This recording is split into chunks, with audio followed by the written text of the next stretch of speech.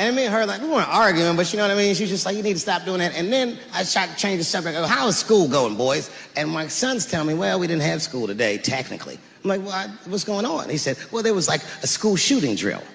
I never heard of this. You know what this is? They have drills that they make kids do where they practice what to do if somebody comes to shoot up their school. I'd never heard that before. I was like, what the fuck? Then I had to tell my sons the truth. I didn't want to tell them this shit. Son, listen to me. Fuck that drill. If somebody comes to your school and wants to shoot it up, I'm just gonna be honest with you. You probably gonna get shot, nigga. I'm just being real. You got a famous dad. I talk a lot of shit. They're gonna be gunning for you, little buddy. Just stay low and run in a zigzag pattern and don't try to save anybody, son. Do you understand me?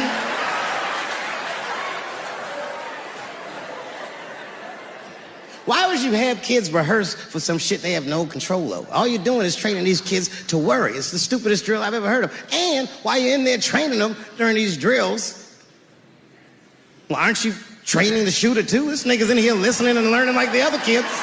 Sitting in the back. Where are we supposed to meet?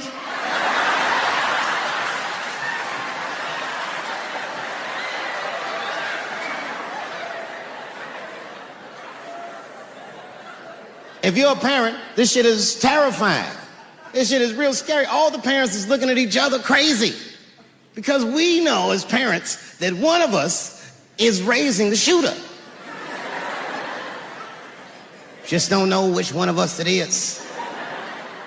All we know for sure is that if you're a white parent, the chances that it's you is exponentially higher than the rest of us. Shooting up school is a white kid's game. It's fucking crazy. You know, I hated school too. It never occurred to me. Kill everybody in school? It's fucking crazy. Just do what I did, nigga. Try some things. Have you skipped school, nigga? Skip school. Take a walk and meet some other kids. Fuck school, nigga. Try drugs. Have you tried drugs out, nigga? That might...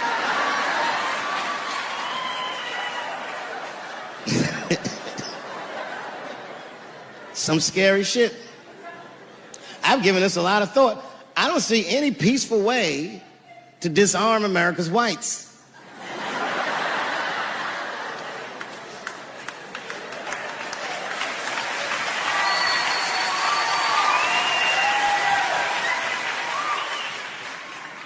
There's only one thing that's going to save this country from itself. Same thing that always saves this country from itself. And that is African Americans. Right. And I know the question that a lot of y'all have in your minds is, should we do it? Yeah, fuck yeah, we should do it. Listen, no matter what they say or how they make you feel, remember, this is your country too. It is incumbent upon us to save our country. And you know what we have to do. This is a fucking election year. We gotta be serious. Every able-bodied African-American must register for a legal firearm.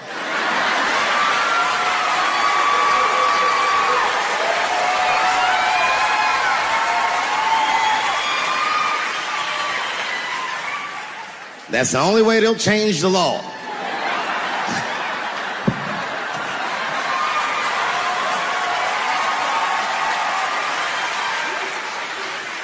I hate guns, personally.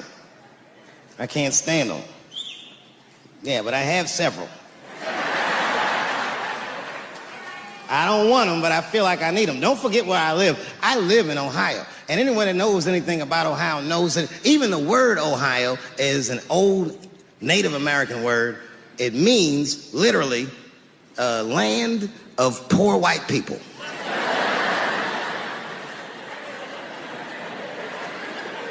And I don't know what's going on down here, but in my experience, poor white people love, and I mean they fucking love, heroin. They can't seem to get enough of it. I didn't even know what I was looking at first. I was just driving like, why are all these white people so sleepy out here? Do you think?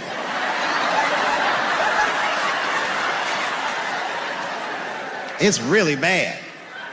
As a matter of fact, I was coming out of a nightclub the other night in Dayton, and I'd parked my car in the alley, and no one was out there. I didn't have no bodyguards or nothing. I was home. I figured everything was fine. And as soon as I opened my car door, all by myself, suddenly one of these heroin-addicted whites just pops out of a trash can. It scared the shit out of me. I screamed, "Ah!"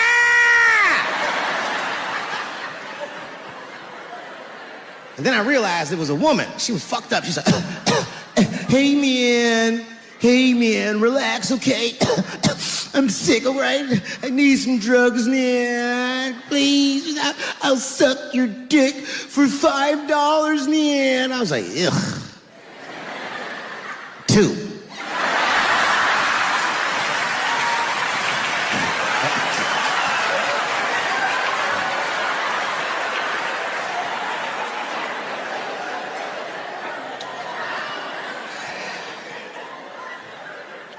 Obviously, I'm joking. This opioid crisis is a crisis. I see it every day. It's as bad as they say. It's ruining lives. It's destroying families. Sadly, you know what it reminds me of, seeing it? It reminds me of us. These white folks look exactly like us during the crack epidemic. You know, it's really crazy to see. And all this shit they talk about on the news about how divided the nation is, I don't believe it. I feel like nowadays we're getting a real good look at each other. It's wild because I even have insight into how the white community must have felt watching the black community go through the scourge of crack. Because I don't care either. Hang in there, whites. Just say no. What's so hard about that?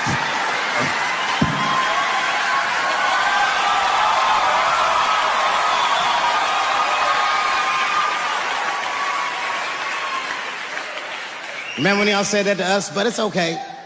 There's no grudges. Now you finally got it right. Once it started happening to your kids, you realize it's a health crisis. These people are sick. They are not criminals. They are sick.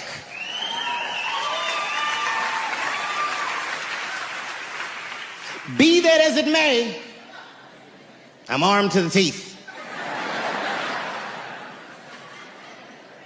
First gun I bought was a 12-gauge shotgun. I didn't want the gun. Remember, though, I'd moved to a farm, and I was sitting there on the porch, and I see a white dude walking across my property, entitled, like he's supposed to be there. He had a rifle over his shoulder, too. Ain't that a bitch? I said, what the fuck is this guy doing on my property? I was mad as shit, but I was unarmed. So I ended up just waving to this motherfucker like a bitch. I was just like...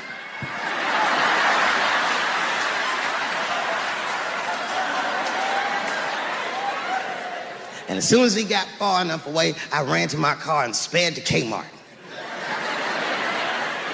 This is in a rural white area. And remember, I was nervous because the guy was on my property. I'm black, and I was sweaty. You know what I mean? And I ran to the gun counter, black and sweaty, sweating and black. And I looked up at the nigga, I was like, I look like a slave or something. I said, I need a gun immediately, like that, just like that. The guy didn't answer, no questions. He just grabbed a 12-gauge shotgun, handed it to me. I'd never even held a gun before. I'm not a dummy. I'm like, well, I need some bullets too. And the guy reached under the counter, put 2 box shells on the counter. He said, all right, buddy, which box do you want? And I didn't know. One box had a picture of some ducks on it. The other box had a picture of some deer. I said, well, what's that box with them ducks? He said, oh, that there's birdshot. And then he goes just like this, I'm not exaggerating, he goes, that won't kill a man.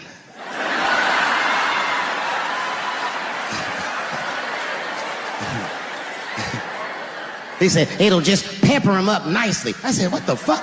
Pepper? You know what it means to pepper a motherfucker up? It means that when the shell explodes, hot BBs will shoot out of the barrel of the gun, not killing a motherfucker, but penetrating their skin and shallow flesh. Boy, that's gotta hurt. Hot BBs? Ha ha! Remember when Dick Cheney shot a motherfucker in the face and he lived? That was birdshot. I said, well, what's that box with the deer on it? He goes, oh, that there's buckshot. I'd have put a hole in the goddamn truck if you wanted to. A couple years ago, I was in Ohio at a shopping mall. An old white lady, this is true, she was following me around the mall, which sounds paranoid, but I'm sure she was following me. Mean lady, too. You ever see a woman with lines on her face that just tell you, like, even if she smiled, it looked like it would hurt? The muscles in her face. I knew she was following me because she was at places that had nothing to do with her. I'd be looking around like, what is this old bitch doing in GameStop and Foot Locker and all the places I like to go? Every time I see her, she'd just be looking at me all mean. And eventually, I forgot about her. So then after I'm shopping, I go all the way to the back of the parking lot. I'm parked all the way in the back. And as soon as I open my car door, I hear a voice go, David Chappelle. Just like that. I didn't even have to look. I knew it was her. And I looked back, and sure enough, there she was, that face. To be honest with you, she probably wasn't even that old. She's probably around my age. But she was a white woman. This bitch looked terrible. I kept my cool. I was nice. I said, hello, miss. And she didn't say anything back. All she said was, I watch your comedy. I said, uh-oh. And then she says, it's true, she goes, it sounds to me like you hate women. I said, well, you know what, miss? It's art. And you're free to interpret this art however you'd like. But I can tell you, as the maker of this art, that I don't believe that I feel that way. And she said, well, I think. And I said, shut up, bitch. Shut the fuck up. Before I kill you and put you in the trunk. Ain't nobody around here.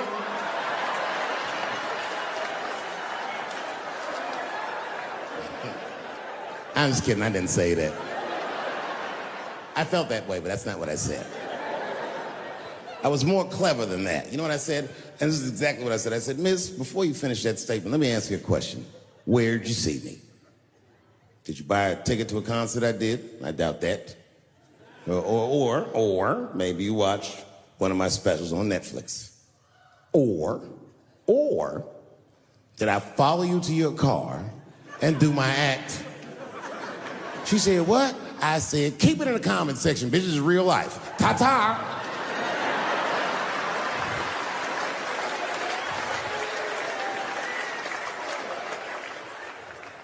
And then I drove off.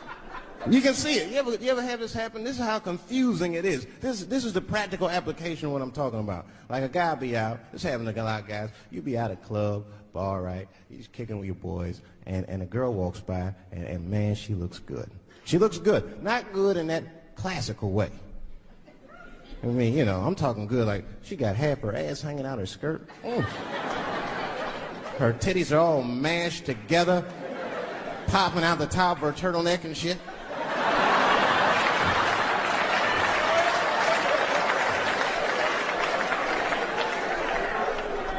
And you with your buddies, right? You with your buddies, you got a couple drinks in you, and you see a girl, you might try to talk to her. This might not come out right. I don't know what you say, but damn, look at them titties! The girl gets mad and says, wait a minute. Just because I'm dressed this way does not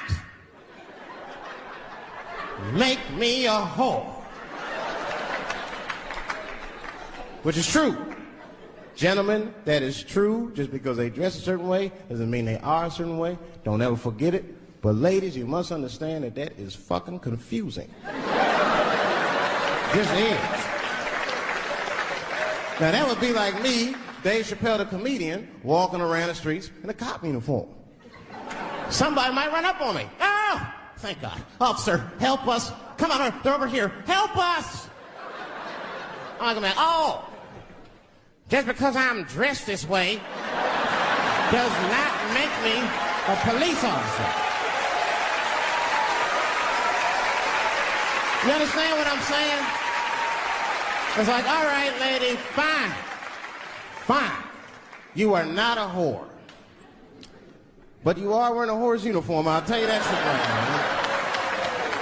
now. Another time, about 6 years ago, there was a lesbian woman that tried to sell a story about me to TMZ. Thank goodness TMZ could see right through the sham of that story.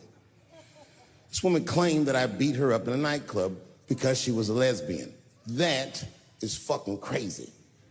Bitch, I didn't even know you was a woman.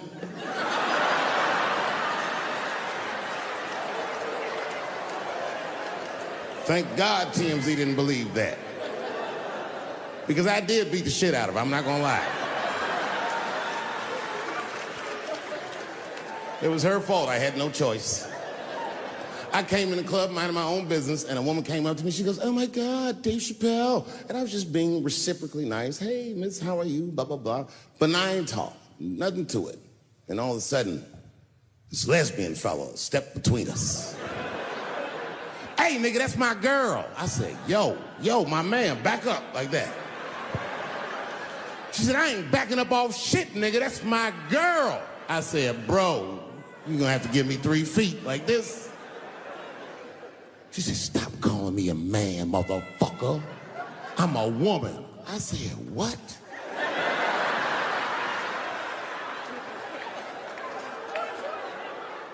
And then I looked deep in this nigga's cheekbones. I said, "Oh my God, you are a woman." This was too much for me to even wrap my mind around. But I tell you what, I unballed my fist immediately, and I softened my posture so that she would know she's in no danger. I even changed the tone of my voice. I said softly, sweetly, like a pimp might say. "Bitch, I'm about to slap the shit out of you."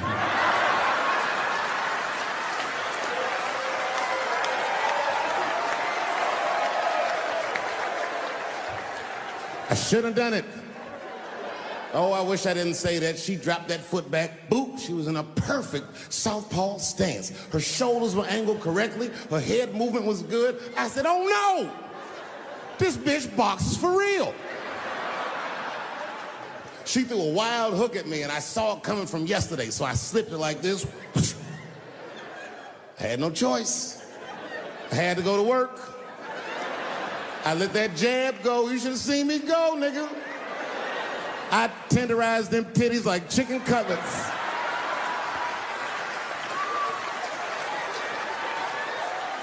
I whooped the toxic masculinity out of that bitch.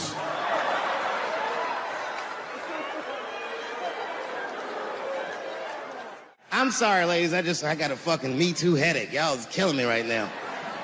It's really fucking tough to watch what's going on. You know, ladies, I said it in my last special, and I got in a lot of trouble for this. I told you were right. But the way you're going about it is not going to work. But I'm biased. I said it. Louis C.K. was a very good friend of mine before he died in that terrible masturbation accident.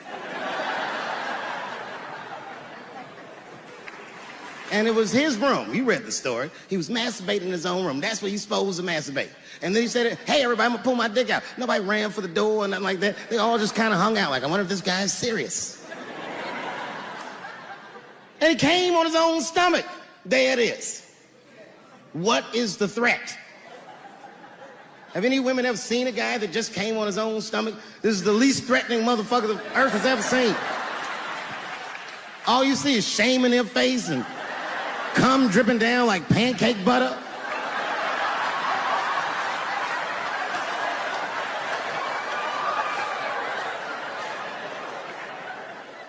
He didn't do anything that you can call the police for. I dare to try. Call the police on him. "Hello, police? Yes, I am on the other line with comedian Louis C.K., and I think that he is masturbating while I'm on the phone."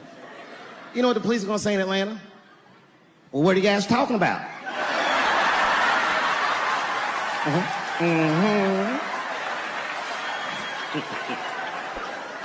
Caitlyn Jenner, whom I've met, wonderful person. Caitlyn Jenner was voted Woman of the Year. Her first year as a woman. Ain't that something? Beat every bitch in Detroit. She's better than all of them. Never even had a period. Ain't that something? Oh, I'd be mad as shit if I was a woman. I'd be mad if I was me. If I was in a BET Awards sitting there and they're like, and the winner for Nigger of the Year, Eminem, my man. The only thing in our society that bothers me the most is the way that men and women don't get along no more. That's really what's bugging me about it. Men and women just don't get along. Like, I hear women say this all the time. I know a lot of you sisters be like, chivalry is dead. Don't you? Don't y'all feel that way? Like men aren't gentlemen anymore? That's right. Chivalry is dead. And women killed it.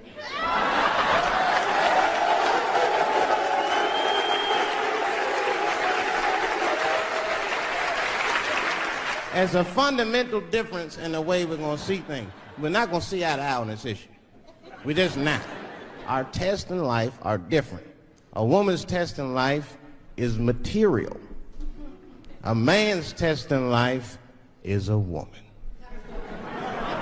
Now, by test, I mean that those are the things that we desire. Men have nice cars. Not because they like nice cars, because they know women like nice cars. That's how it goes. Because men are hunters, and the car is the bait. And a woman comes and says, ooh, nice Porsche. Gotcha, bitch. That's how it is. That's true. Come on now, you go to a woman's house, her house be comfortable as shit. Women love comfortable surroundings, so men get comfortable surroundings. Let me tell you something. If a man could fuck a woman in a cardboard box, he wouldn't buy a house. But that's still not where chivalry got killed. Chivalry got killed by the feminist movement on the magazines that got women going crazy, because women got too much advice about men from other women. And they don't know what the fuck they're talking about.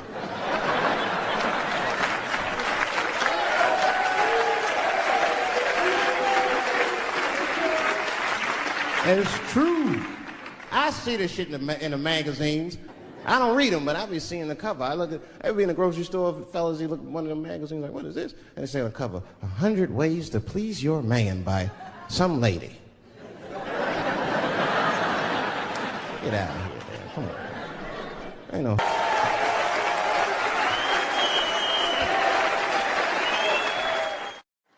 Well, I have some very bad news for the people in the front rows.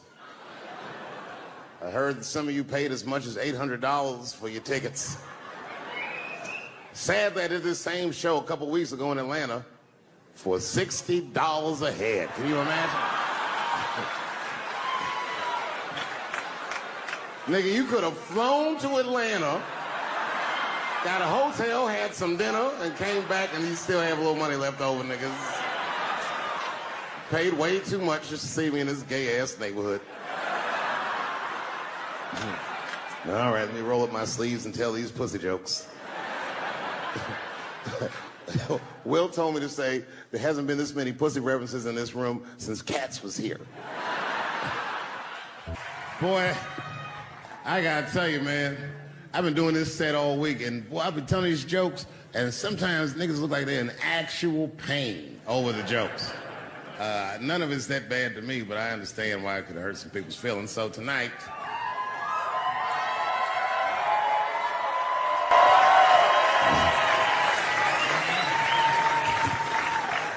I'm going to give you an opportunity that I rarely give anybody.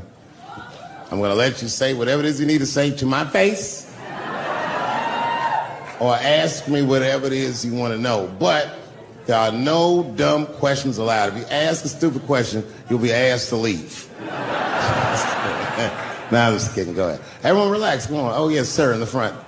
2 questions. How often do you write? And can I have a cigarette? All right. First, you may have a cigarette, but remember, this is not jail, motherfucker. This lady right here. I have a question.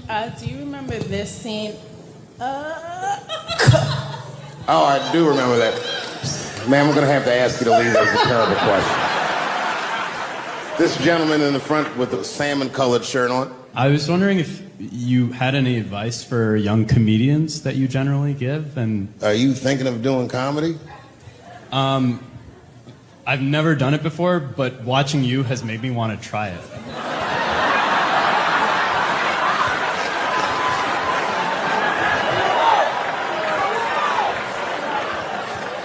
I don't know if that's an insult or not.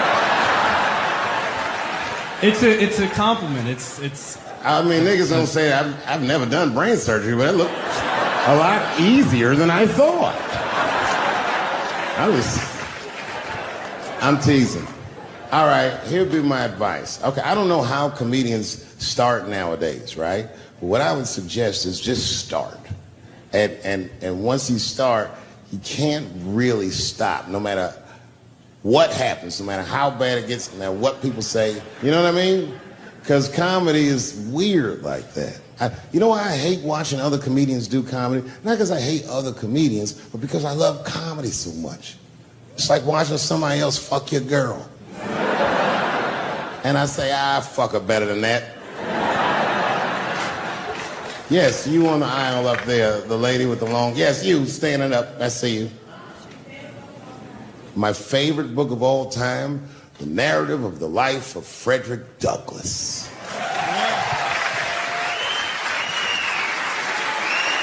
That guy with the baseball hat. Marry, fuck, kill, Michelle, Rihanna, Oprah. Wait, who's Michelle? Oh, Obama. Well, sir, you're putting me in quite a pickle. I can't say I'll fuck Michelle Obama. That's insane. Well, I guess I mean, because I wouldn't kill any of those women. But I'd fuck all three of them.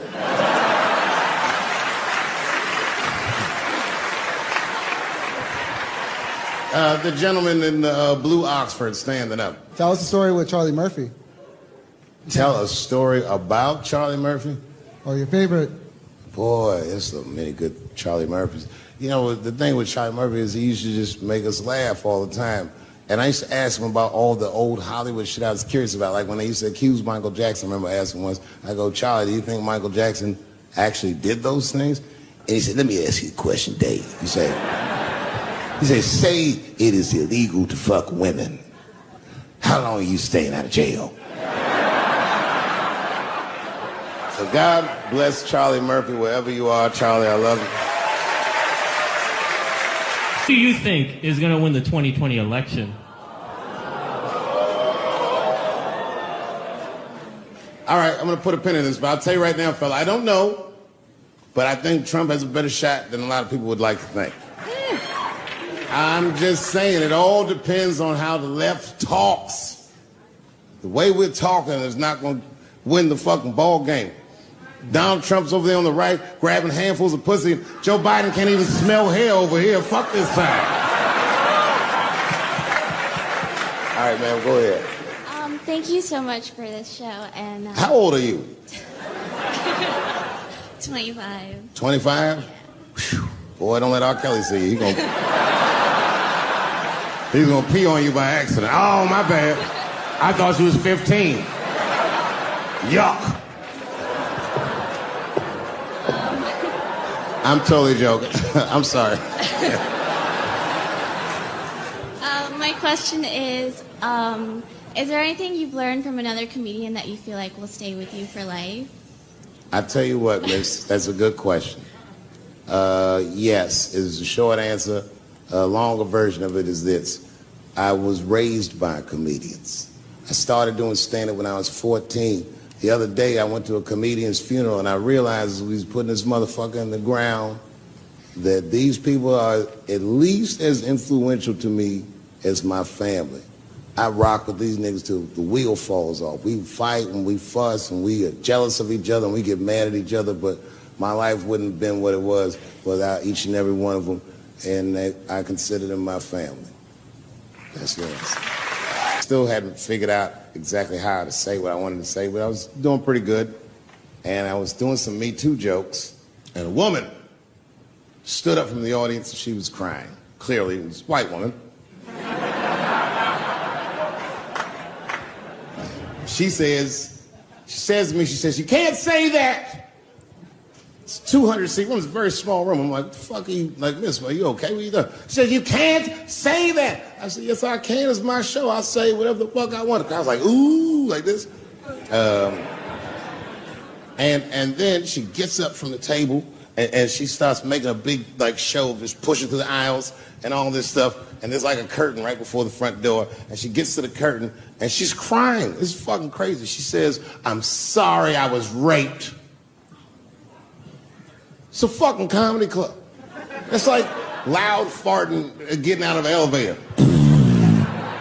Nothing funny can happen in here. Now I'm trapped in a room with this woman's fucking stink.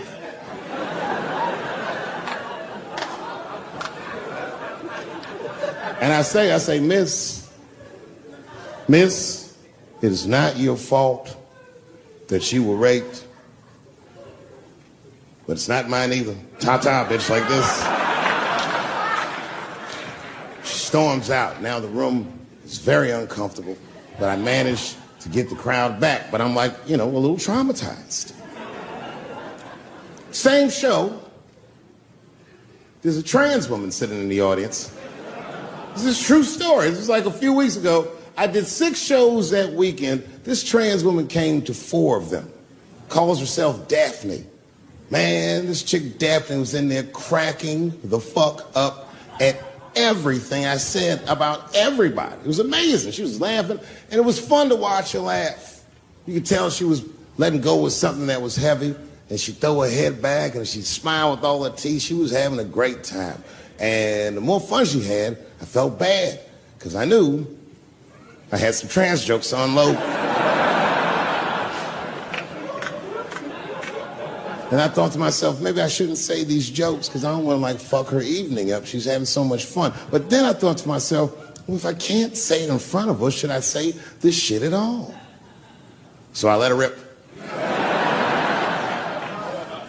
And to my surprise, Daphne laughed harder at the trans jokes than anybody in the room. In fact, everybody in the room would look at her to make sure it was okay. And I got off stage, I was in the dressing room, I was like, man, it's a fucking weird show. I'm sitting in the dressing room by myself just trying to figure out, like, what the fuck just happened out there? Like, why is it that this one woman can't take any of these jokes and Daphne can take all of these jokes? So weird. And then I realized, Daphne used to be a man.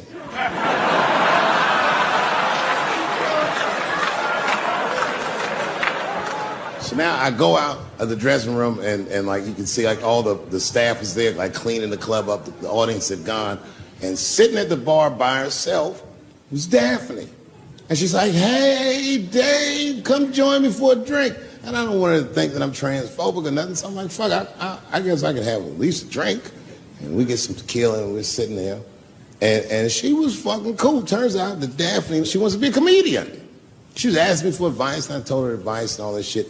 And then she says to me, she says, boy, you sure do get a bad rap for your trans jokes. I said, Daphne, thank you, but you don't have to say that. I hope I didn't offend you. She goes, no. She said, in fact, I read about you in the New York Times. I said, you did? She said, yeah. She said, I thought it was interesting that they blamed you for R. Kelly. They said you normalized him for telling jokes about him. I go, yeah, they said that. She goes, I wonder why they never said that you normalized transgenders by telling jokes about us.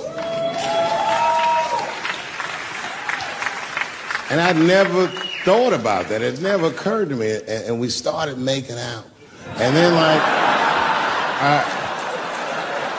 I reached up just to see what it felt like. I was like, what? And it felt like pussy, didn't it? I was just like, go ahead, ask me a question. What the fuck you gonna do if Trump get reelected? What am I gonna do if Trump get reelected? Probably get a significant tax break.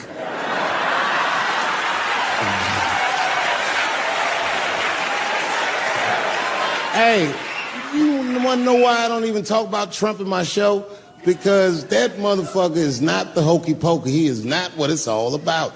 There's millions of people that put him in power, and the ideas that he puts forth are not his own. He's singing poor white people's greatest hits. So why the fuck would I worry about him and not the other millions? Really, you know who I'm gonna vote for next time if things keep going the way it's going is that gay dude. No, Mike Pence. It's a safe place where I could tell some jokes. And I find out that this comedian I know, Chris Tucker, who's in all those Rush Hour movies, I find out that Chris is in San Francisco too at some charity event. So I call him, I'm like, yo, I just saw you at some charity event. I said, I'm doing a show at the Punchline. Why don't you come by the club after your event? He's like, cool, Dave. I thought you was dead, nigga. I'll come by. He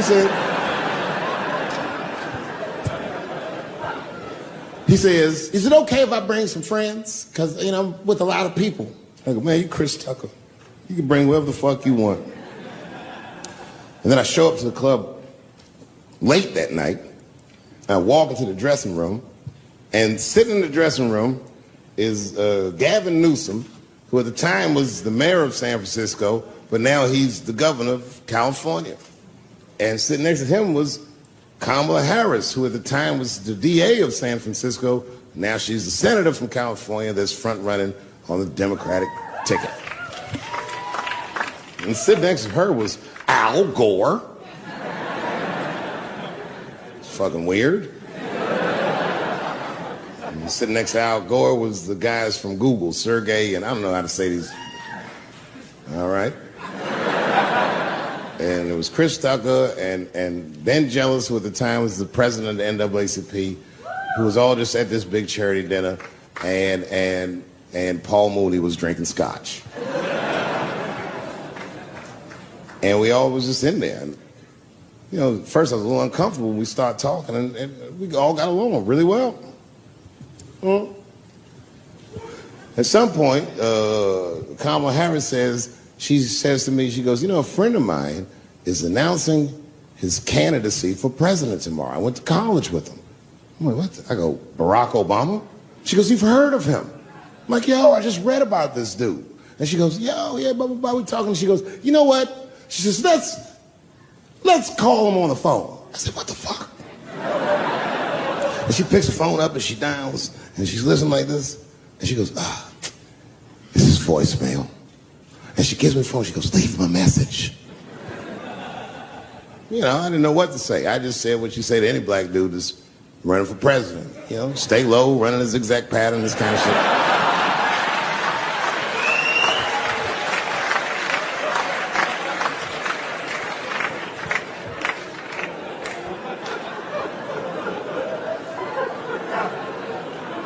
And then the last thing I say is, you know what? I said, sir, I really do believe you can do this. Like, man, I'm wishing you luck. Now, next day I wake up and go for coffee at a place called the Embarcadero. It's like an eatery by the sea in San Francisco. And I'm walking to the coffee shop and there's a police line and I can't cross the tape. But then I figure, fuck it, I'm Dave Chappelle, so I go into the thing like this. And the police yoke me. These motherfuckers like tackle me immediately.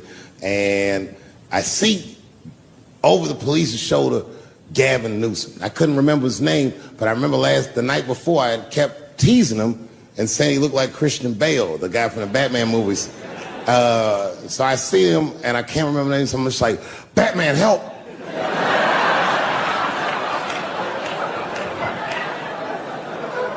And he stops, he's like, Dave?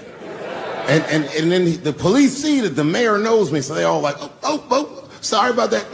And he's like, hey, back up, everybody. And he just picks me up. He's like, I'm really sorry about that. I'm like, I'm fine. Don't worry about it. And he's like, listen, I'm here with Prince. Would you like to meet him? I'm like, I know Prince. That's my nigga. And we go around the corner, and it was Prince Charles, the Prince of England. I didn't know the protocol of meeting royalty. You're not supposed to touch him. I dapped him up like a nigga. My nigga. Hugging him and shit like this, dapping him up, like this. And that nigga was cool too. I was like, that's really fucking weird. And then I was just out there in the upside down, not having no TV show, trying to figure life out. And the election was going on in the background. And this guy, Barack Obama, was picking up steam. This motherfucker was killing it. And I had a chance to go to the last debate on the Democratic ticket. And I went. It's me and Chris Tucker sitting in Myrtle Beach, South Carolina. It's the last three candidates. It was Barack Obama, John Edwards, and Hillary Clinton. Now, Obama's a lot taller than Edwards and Clinton, and he had the center podium. And at one point, they're all on stage, and they start fussing, and Obama goes, look, none of us are perfect, like this. And his hands was like this, and there was light shining behind his head, and the other two candidates was looking up at the nigga, and I was sitting in the audience like, this nigga looks like Jesus.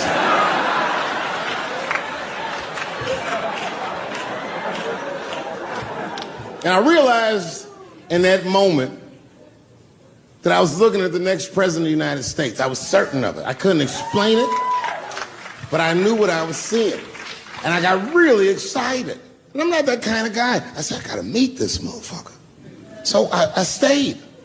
They were all on stage doing interviews, and I just waited. I was waiting and waiting. And then John Edwards was done with his interviews first, because everybody knew he wasn't gonna win. And I see John Edwards, and I said, hey, Senator Edwards, I just want to say hi. And that motherfucker looked at me like, I'm like, fuck you, nigga, you gonna lose anyway. And then he left, and then Hillary Clinton just walked by me in one of them Steve Harvey suits.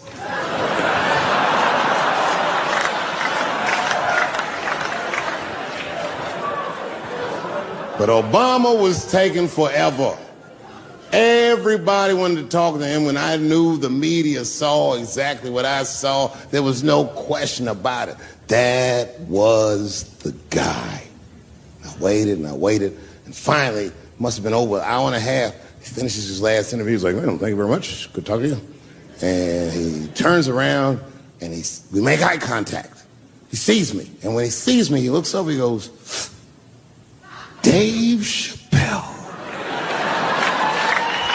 And Obama did me the same way I did Prince Charles. He dapped me up, and he like bro hugged me, and he pulled me in, and I'll never forget this. He said in my ear, I got your message. Thank you very much, New York. The second time I met O.J. Simpson.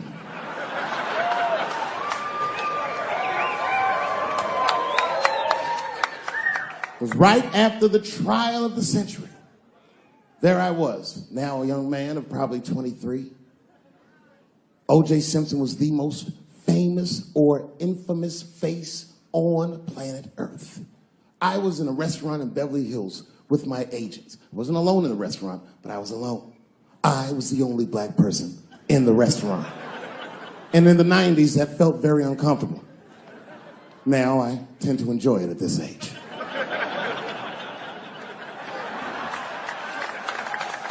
I was having dinner with my agents, celebrating a deal that they told me was lucrative, but I later learned fucking sucked.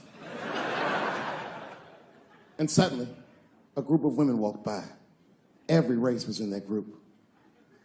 Black, white, Asian, Latina, white, and white again. They were all gorgeous. I watched them walk by. Then, I saw a familiar face.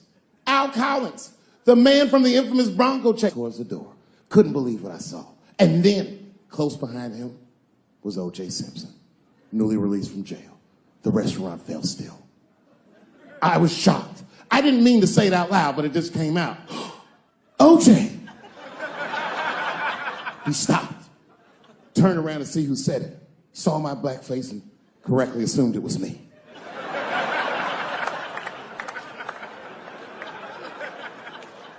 I was sitting in the corner of the booth. He leaned over all the white people I was having dinner with and shook my hand. How are you, young man? He looked in my eyes, and I could see in his eyes that he didn't remember meeting me the first time. And then he walked away. And I looked back at my agents, and all of them had nothing short of disgust on their faces. And the only one with the courage to voice their disgust was a woman named Sharon, who used to represent me. How could you, she said. How could you shake hands with that murderer said, Sharon, with all due respect, that murderer ran for over 11,000 yards.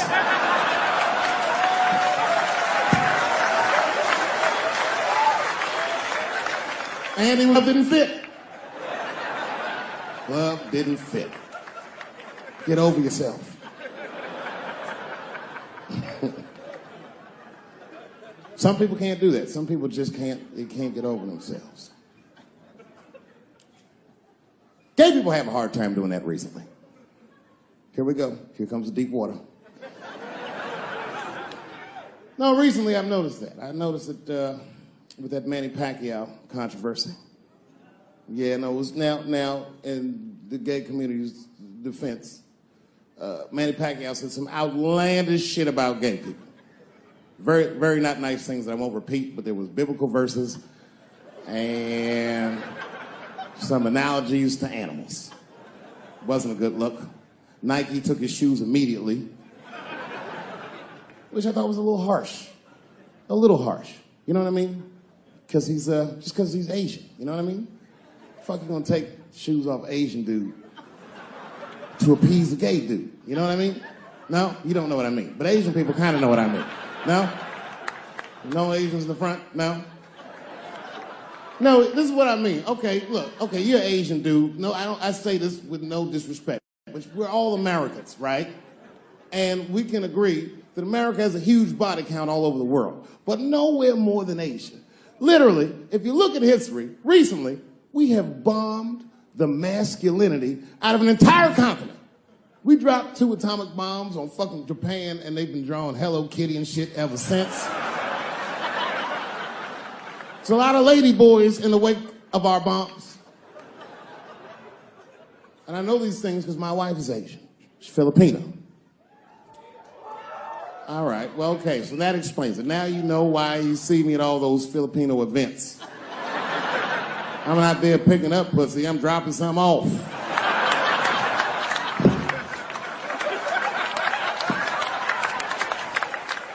I take my wife to all that shit. I took my wife to see Pacquiao fight Mayweather. We sat ringside, okay? That was a quiet car ride home. That's what that was.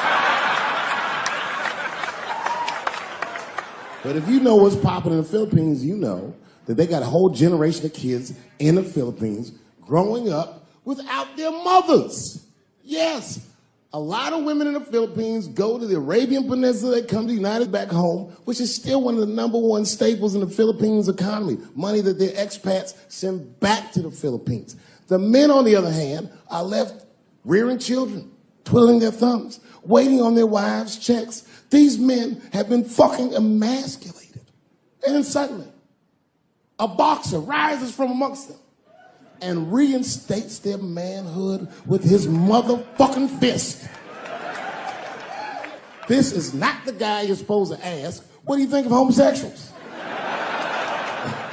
He's not your champ. Shit.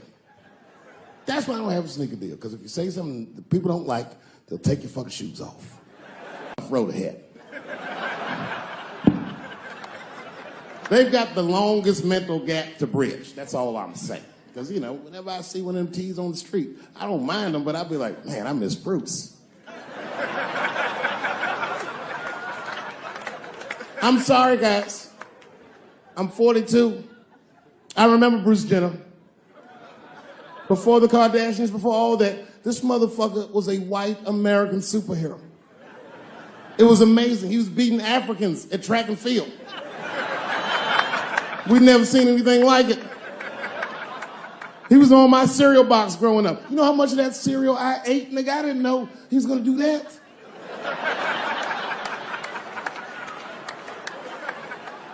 I knew before you guys knew. I heard things on the street in Hollywood. You know, you just be out, see people. Hey, what's up, Kanye? Why the long face? Nigga, you'll see. Got 2 mother-in-laws now. And when I heard he was gonna do it, I was scared. I didn't think the public was ready. I didn't think the media was ready. And you know what? I was wrong. Never seen anything like it. Welcome to the world, Caitlin. So long, Bruce. Hello. Somebody called me a nigga in traffic last Wednesday. It's so long, it takes a minute.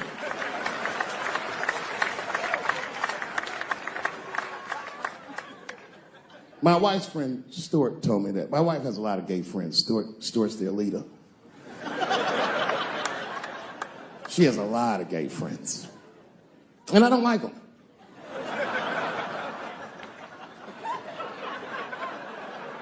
Not because they're gay, I'm just judging them on the merits of their character. They're just not nice dudes. They're fucking rude house guests. They're sitting on my couch, giggling with my wife, eating my motherfucking macaroons. And I come in, they act like the party's over. Hey, Stuart, what's going on? This guy talks to me the way a cat would speak if a cat could talk. Hi, David.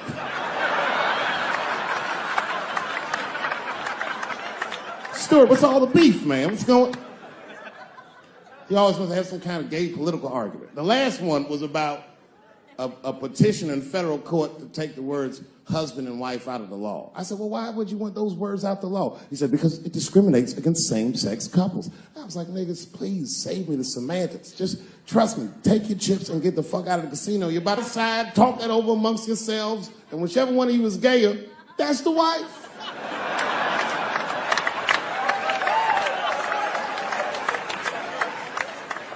No, Stuart didn't like that. Stuart educates me about this movement, you know what I mean? I didn't even know shit about it. He told me it's called LBGTQ.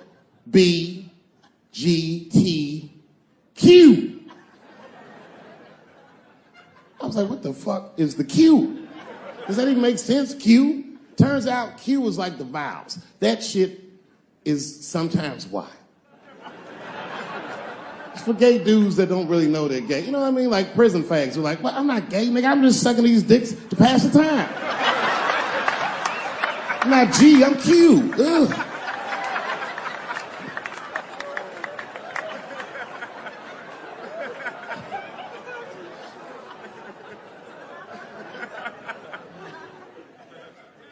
I think, okay, again, of all those letters, the T has the toughest road ahead.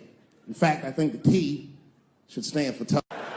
If Martin Luther King had a sneaker deal, we'd still be on the back of the bus. They always true, the Nike exec come up, hi, Martin,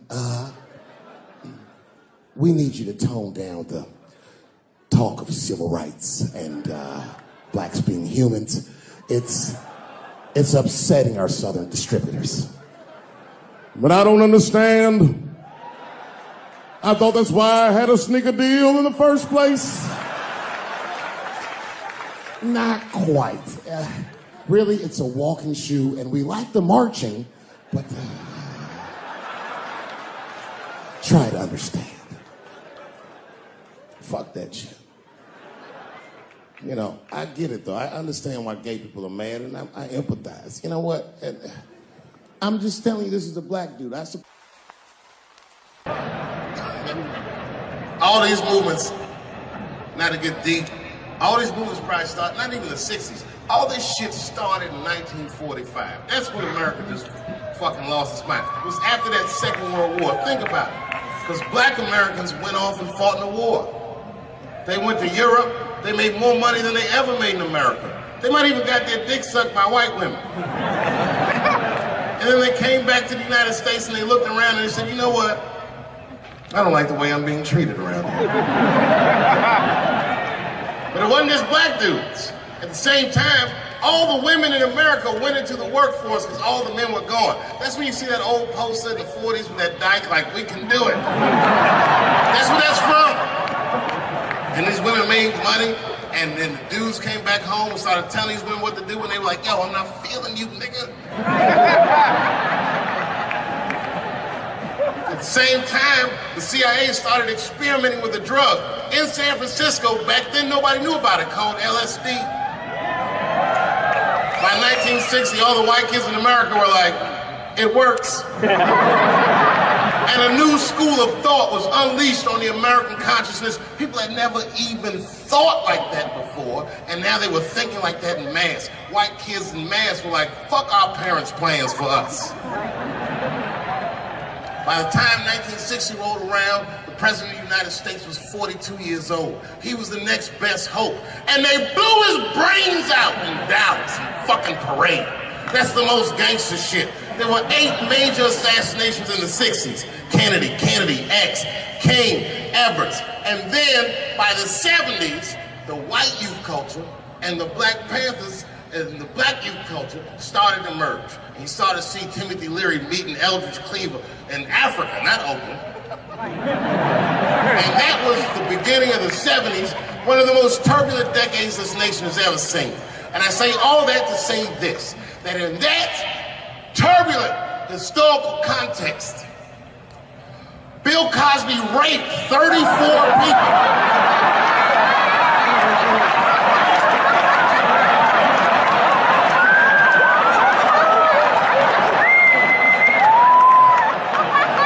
That is a lot of raping. Oh, I didn't want to believe it. Every time I turned on the TV, I saw another old woman describing one of these antique rapes. These rapes were old school. They'd be like, and then Bill Cosby pulled my bloomers down. Bloomers? I saw him peering through me through a large cloud of vagina hair. Vagina hair? I've seen that in years.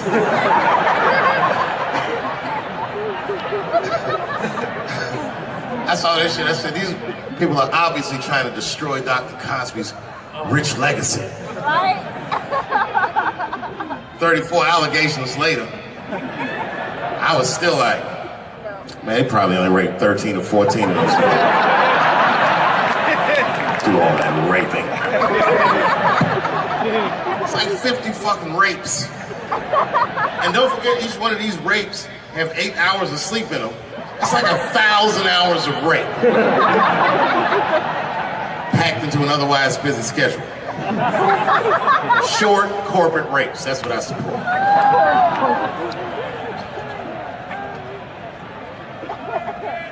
Why would they sleep? That's what I don't understand.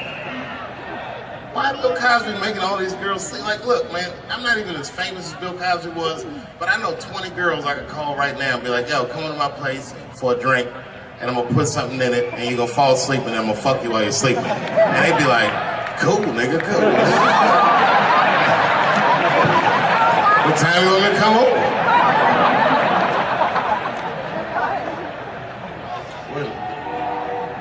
Is that a train here, that train? Trains do something to black people. Didn't you feel like running for that train? I've never been in a situation where I needed to. Something about being black, nigga, you just, when you hear a train, we'll say like, I've gotta go.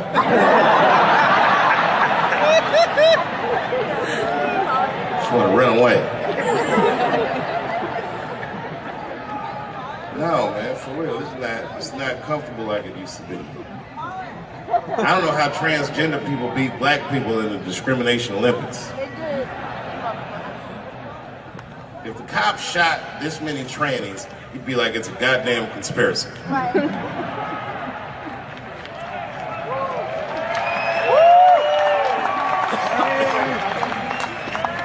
Niggas gonna start wearing high heels just to feel safe.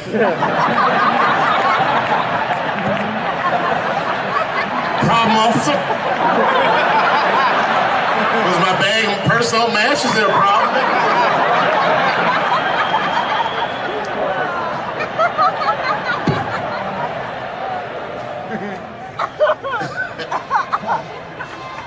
There's too many, man.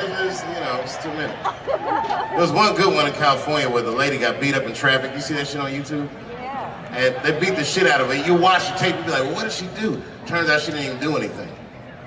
But the good news is the city of LA decided that the court should award her $1.5 million for pain and suffering.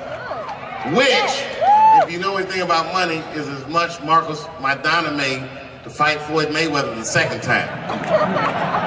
It's pretty good considering this woman never trained a day in her life. You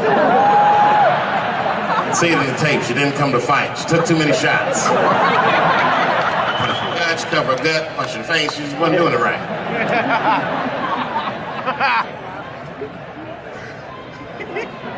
What?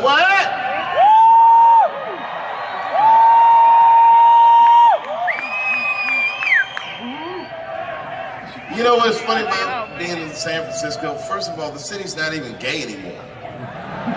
Gay people can't afford to live there. They just visit. Gay people got their money tied up in other shenanigans.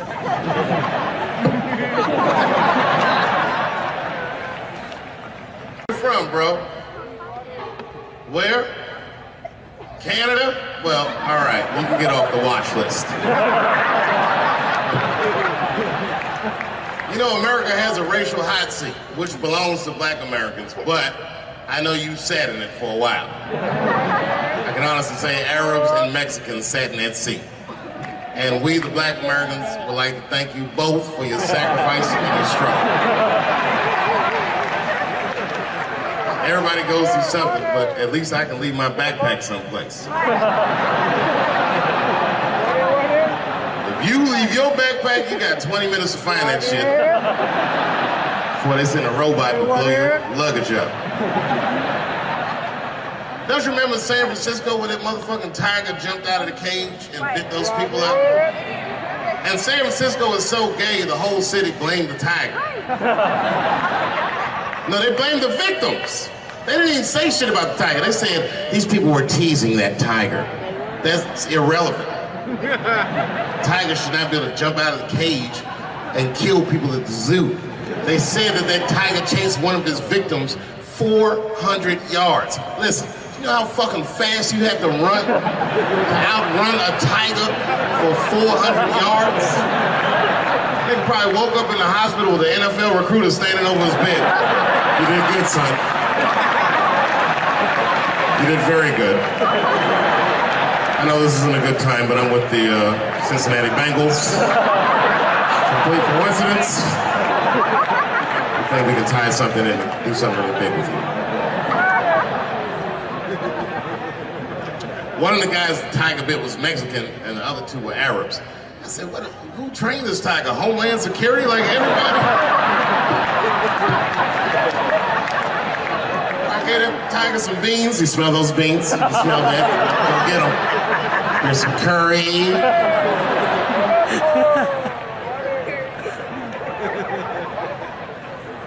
I see a lot of Indians in San Francisco. I always wanted to be in a Bollywood movie. Because Bollywood movies are deep, but at the end of the movie, no matter what kind of movie it is, there's always a dance number to make you feel better when you go home. Even if it's Precious. At the end of the movie, Precious would just jump out of the coffin. I don't have AIDS.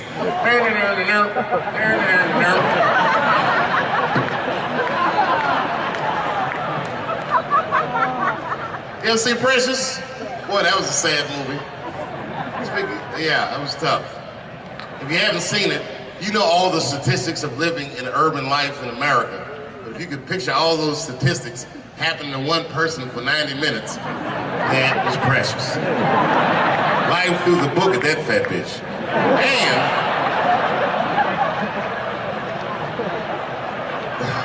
And the music haunted me. Because the music was like, you know, like, I don't know, break beats or something. If they had Eddie Vedder do the score for Precious, I'd have killed myself in the movie theater. They had some of that, like, smashing pumpkins. Precious was morbidly obese. She couldn't read good. She was a victim of incest, and the baby had Down syndrome. Still the first verse, nigga. You gotta see the movie.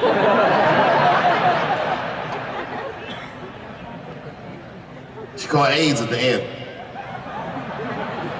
She might have had it the whole movie, but at the end she found out.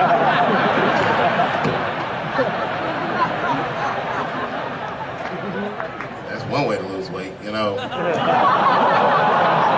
This fucking movie, Precious is a fictitious character. I'm sorry. It's a fucked up movie. It was a fucked up movie. I got scared when I went to see Straight Outta Compton. And Eazy-E caught AIDS at the end. That shit freaked me out. Because I didn't know you could get AIDS from firing your manager.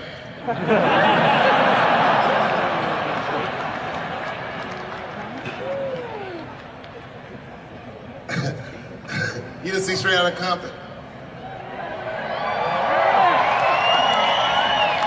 Eazy-E caught AIDS in the last 10 minutes of the movie. He just started, you good, nigga? You all right? Yeah, I'm good. Who catches AIDS like that?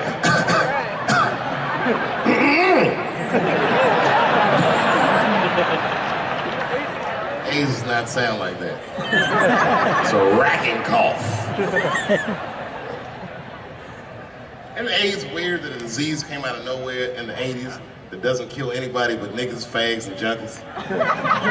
What kind of disease hates everybody that old white people hate?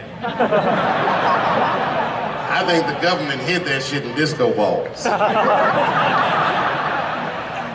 Only fun people get AIDS. You never see that guy? I think I'm gonna stay home and read a book. That nigga never say, I think I'm gonna just go stay home and cook for myself. You all right?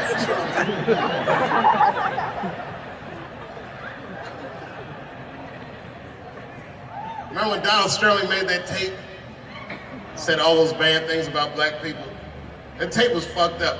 But that goes to show everybody, if you get old and white and racist in America, whatever you do, don't tell your black girlfriend about that shit, because that's who made the tape. She taped everything. The tape was embarrassing. He was like, stop bringing these black guys to my gangs. We were all listening like, well, how you gonna have a gang without us? There's gonna be a lot of bounce passes and layups in that shit. And then it turned out the black guy he was speaking of was none other than Magic Johnson, NBA legend and billionaire. Unfucking believable. Didn't even mention the fact that he had AIDS, which is the first thing I would have said to my girlfriend.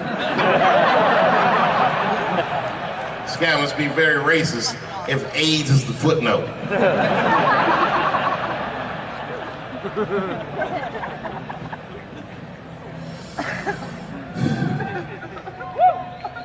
How many of y'all work for Google?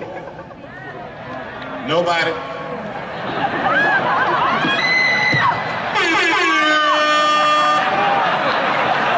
Thanks, Fuse. That air horn always pushes the joke through. You ever do something regular, but if you do it with the air horn, it sounds better. Like once I pulled my dick out at a New Year's Eve party. Real traumatic experience. I'd been drinking. It's really fucked up. I had to make all new friends. I did it on the 10 count. The motherfucker was like, 6, 5. And I was saying to myself, what if I pulled my dick out? They said 3. And then I looked down and said, oh no, it's out!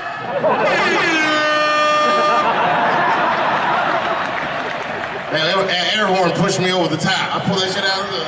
I was like, oh!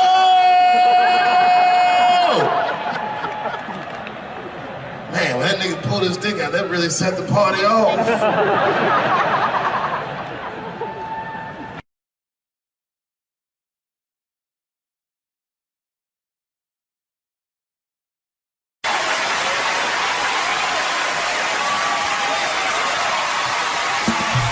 Ladies and gentlemen, Dave Chappelle.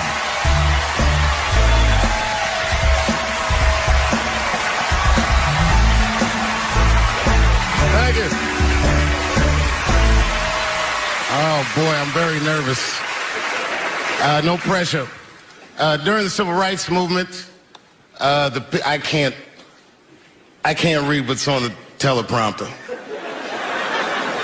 Some about black America and white America. There's black Americans and there's white Americans. We're all one America. So if you don't mind, this is not live, is it? I imagine whatever I say, you could just edit it out. Let's try it a few ways. Lou, are you in the booth? I am. All right, good. You know what, Lou? Let's just play around with it and see if we can get it right, get this clip package on, and then let me go home, all right? You got it. All right. Ready? All right, count me in. 5, 4, 3, 2, 1. Wu-Tang. I'm just with you, Lou. Let's do it again. We're gonna do it again. We'll get it right. Here we go, Dave.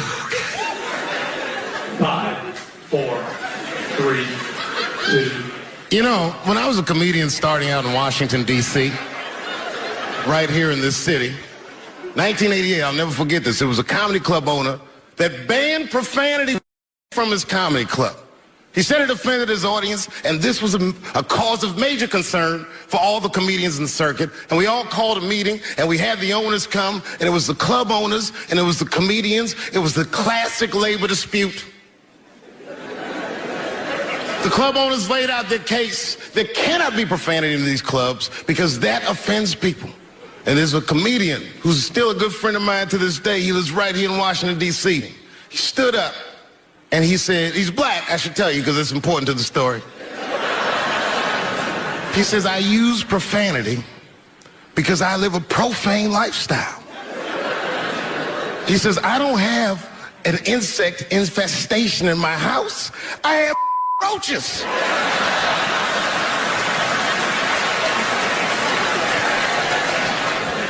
My favorite comedians are like musicians, and the audience is their instrument. And the music they make is your laughter. And that's the laughter that I scored my entire life to. So now, some of my favorite American comedic composers. Thank you. When I lose my job, I lose my man. Treat me like a dog, he called me a dog. Yes, he did. What did he call me? An old dog. Sometimes I wished I was a dog and he was a tree. When you stop and think, football's a fair sport for my people. Only sport in the world a Negro can chase a white man and 40,000 people stand up and cheer him. See, in my neighborhood, the kids have a kind of a dubious reaction to that whole Santa Claus concept.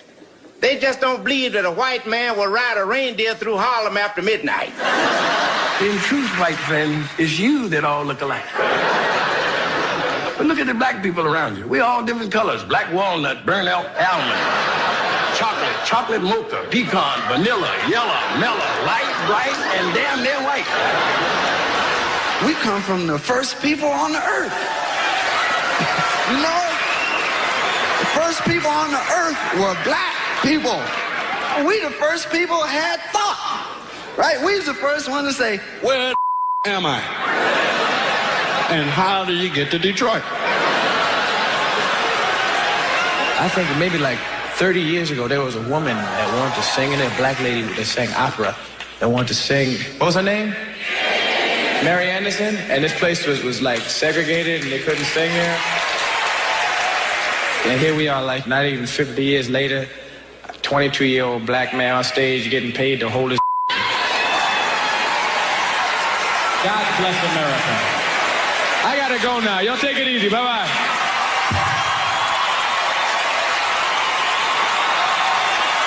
Janelle Monáe, Will Smith, Common, Gladys Knight, and John Legend when we continue.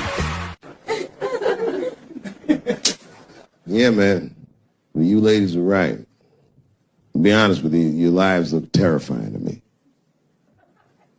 They do, man. I know nothing about being a woman, but I know fear. Yo, I used to live in New York when I was 17, and I couldn't even pay my bills. You know what I did to make money? I used to do shows for drug dealers that wanted to clean their money up. And one time I did a real good set, and these motherfuckers called me in the back room. They gave me $25,000 in cash. I was probably 18, 19 years old. I was scared.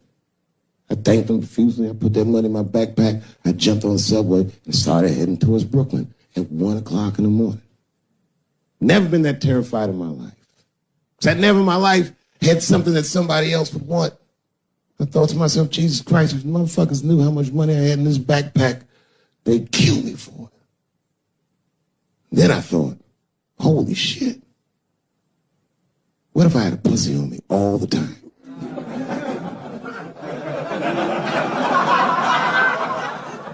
That's what women are dealing with. I'm gonna tell you right now. It's real talk. If them same drug dealers gave me a pussy and said, put this in your backpack and take it to Brooklyn, I'd be like, nigga, I can't accept this.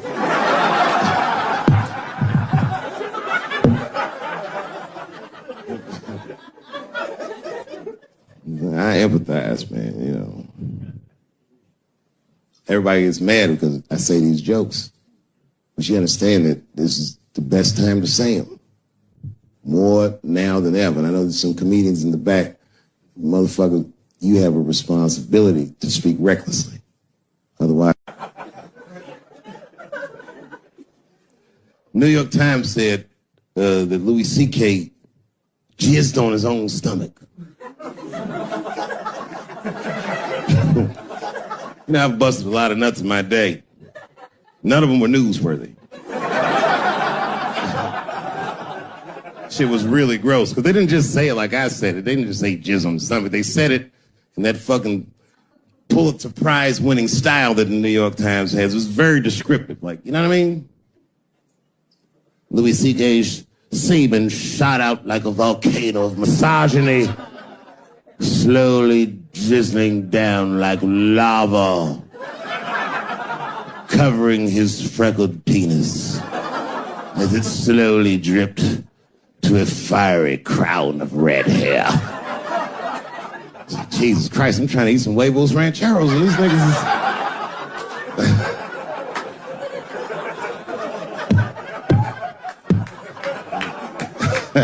And you know, the tough part, being a comedian, knowing the motherfuckers, everybody comes up to me like, did you know? Did you know what Louis was doing? No, bitch, I did not know. The fuck you think we talk about at the comedy club? Hey, nigga, how was the weekend? Great, man. I was just jerking off and faces and coming on my own stomach, having a good time. You know how this business is. No, I didn't know. They act like we sit around like Grease. Tell me more, that she put up a fight. Dun, dun, dun, dun, dun, dun, dun, dun, dun, dun. Sorry, I don't know the choreography, but you get the point. You get the point. She was intense. But Louis was like the turning point. I mean, you know, all these allegations are terrible. Louis was the only...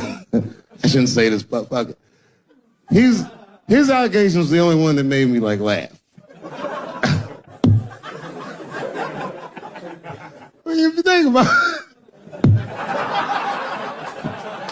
because all his friends is reading it, and he's jerking off, and he's surprising people. He's surprising me.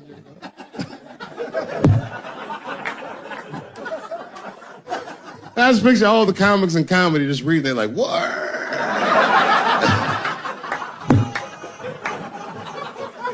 It's terrible. I know it's terrible. I'm sorry, ladies. You're right. You are right. But at the same time, I mean, you know what I mean? I don't know. Jesus Christ, they took everything from Louis. I was like, I don't know, it might be disproportionate. I can't tell. I can't tell. This is like where it's hard to be a man. One lady said, Louis C.K. masturbating in front of me ruined my comedy dreams. Word? Well, then I dare say, madam, you may have never had a dream. Come on, man, that's a brittle spirit. That is a brittle-ass spirit, nigga. That shit is too much. This is a grown-ass woman. You know what this shit is like? It's like COINTELPRO. You know what that is? It's a program that the FBI had under J. Edgar Hoover. In this program, one of the many things they did was they would track the sexual habits of anyone they considered an enemy of the state. It was a lip button. That's why they got all these fucking sex tapes with Martin Luther King fucking bitches. But lucky for us, he actually had a dream. You think if Louis C.K. jerked off in front of Dr. King, he'd be like, I can't continue this movement. I'm sorry, but the freedom of black people must be stopped. I didn't know this nigga was gonna pull his dick out and jerk off like this. I just thought we were gonna get a couple of drinks and chill. Show business is just harder than that. Them women sounded like, I hate to say it, y'all, they sound weak. I know it sounds fucked up. I'm not supposed to say that, but one of these ladies was like, Louis C.K. was masturbating while I was on the phone with him. Bitch, you don't know how to hang up a phone?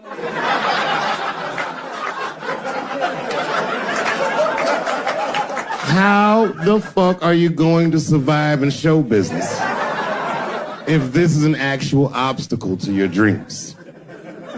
I know Louis is wrong, ma'am. I'm just saying I'm held to a higher standard of accountability than these women are. Don't forget who I am. Don't forget what I am. I am a black dude. I am not saying that to say that trans women aren't women. I am just saying that those pussies that they got, you know what I mean? I'm not saying it's not pussy, but that's like beyond pussy or impossible pussy. You know what I mean? It tastes like pussy, but that's not quite what it is it? It's not blood, that's beet juice.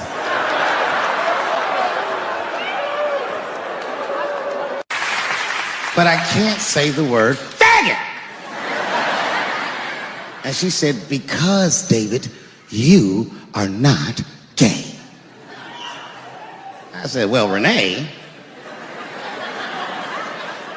I'm not a nigger either.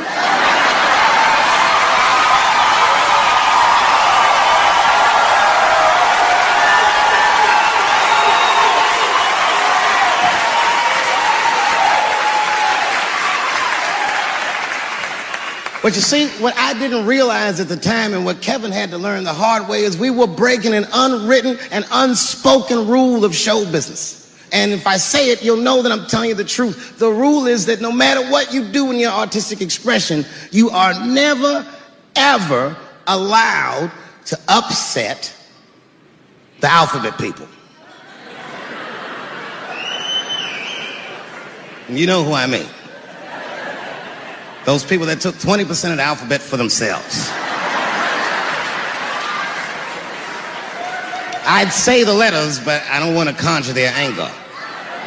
It's too late now. I'm talking about them L's and them B's and them G's and the T's. People be surprised. I have friends, all kinds of letters. Everybody loves me and I love everybody. I got friends who are L's, I got friends who are B's, and I got friends who are G's. But the T's hate my fucking guts.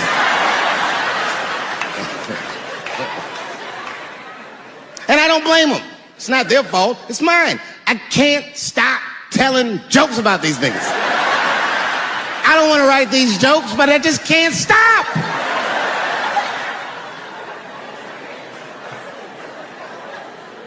You know, you hear all those letters together all the time, LBGT, LBGT, and you think it's just one big movement. It's not. All those letters are their own movement. They just travel in the same car together. And my guess is,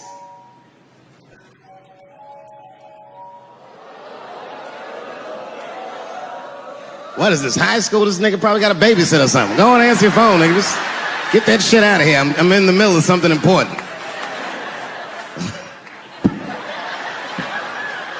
Wouldn't it be funny if we made fun of him? He's like, and he went outside like, hello? Mama's dead. Oh no! Mama's dead.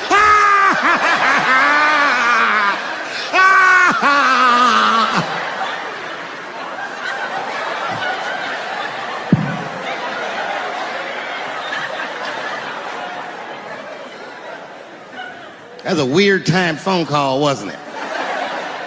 It's like his phone is gay.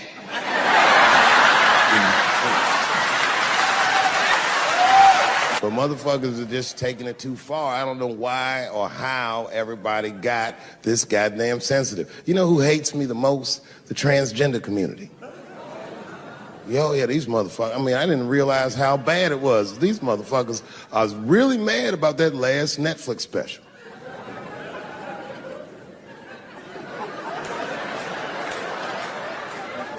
It's tough, man. I don't know what to do about it because I like them. I always have. Never had a problem with them.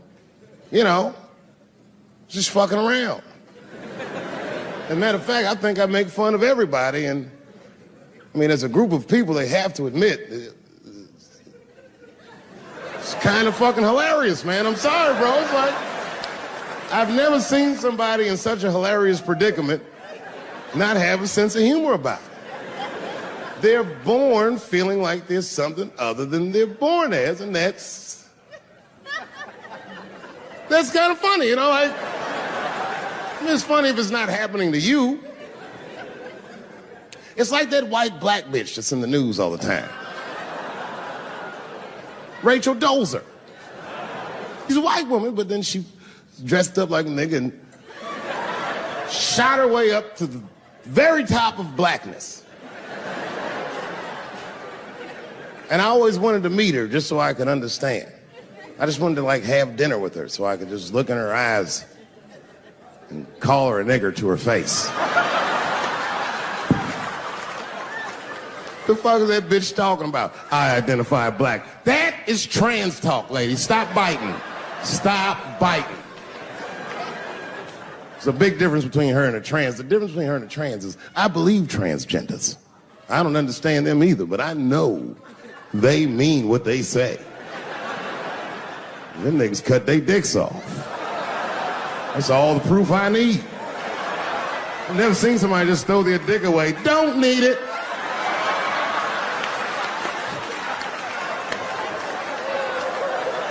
I don't understand, but I believe you and I support your decision, motherfucker.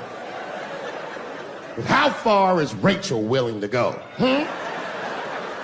What is Rachel willing to do so that we blacks can believe that she believes she's actually one of us? Bitch, are you willing to put a lien on your house? Invest in a mixtape that probably won't work out?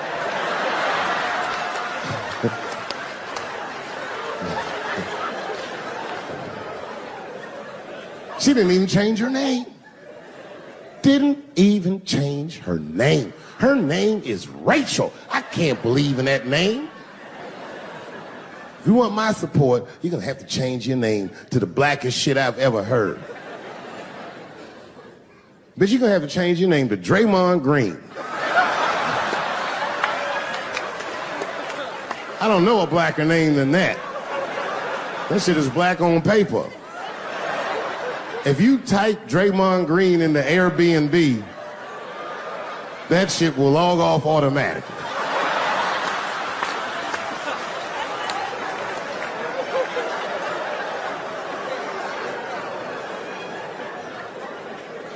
Yeah, people get mad, bro.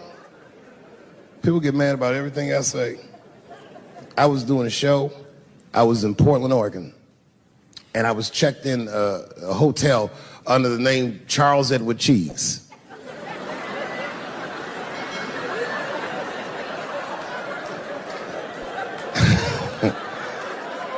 I came back and there was a note. It was like a letter on my desk. It was addressed to Mr. Cheese.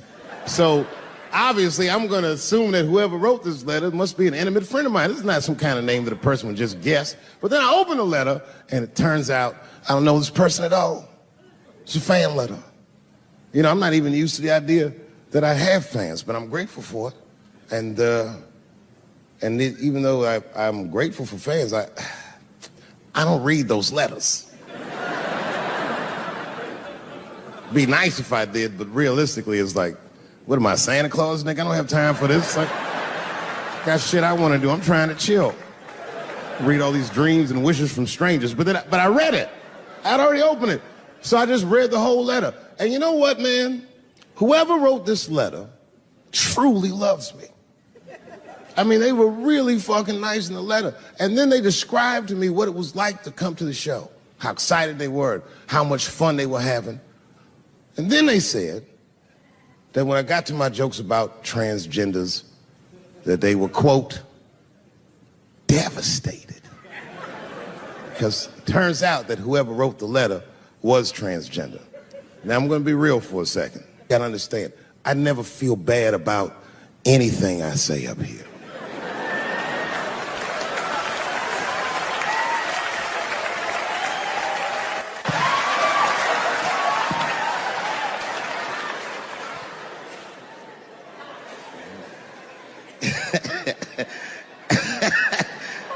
Like I was saying, my guess is the G's are driving that car.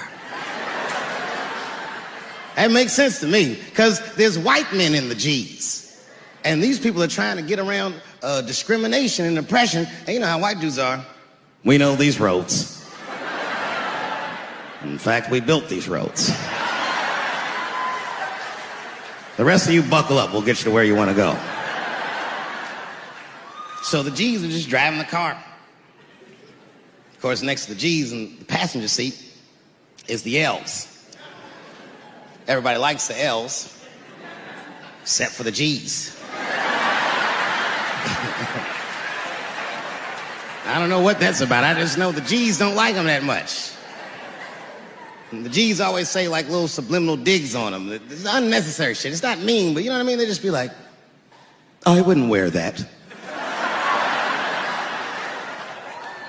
The only thing that breaks the tension between the L's and the G's are the B's in the back seat. That's right, there you go. Everybody scream out when you hear your letter.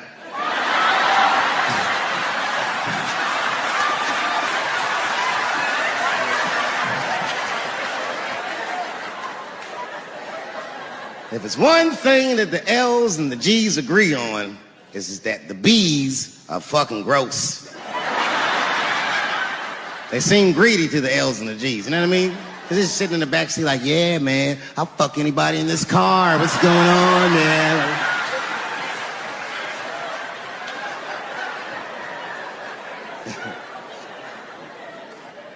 And sitting next to the B's, all the way in the backseat by themselves, looking out the window. That's the T's.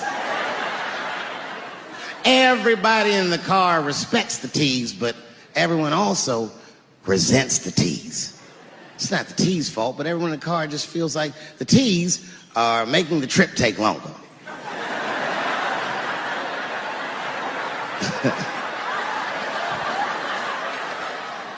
Anything the T's say gets on everybody's nerves. And then the T's don't even say anything bad. They just be in the back talking to himself.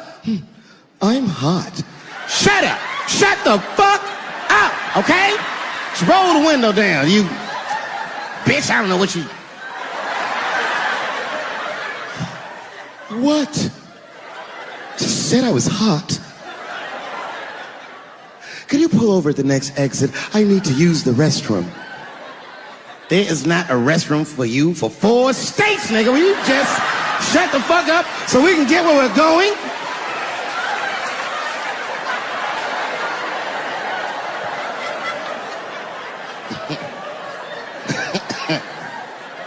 And just when that car can't get any more tense, the Q's are a hitchhiker that they pick up on the road. Some white dude in booty shorts is walking down the freeway.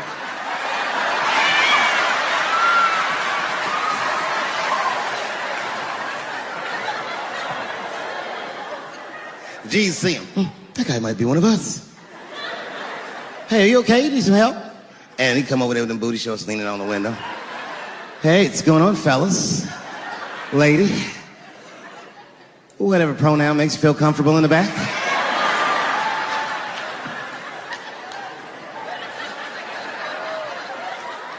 Yeah. I don't really know where I'm going.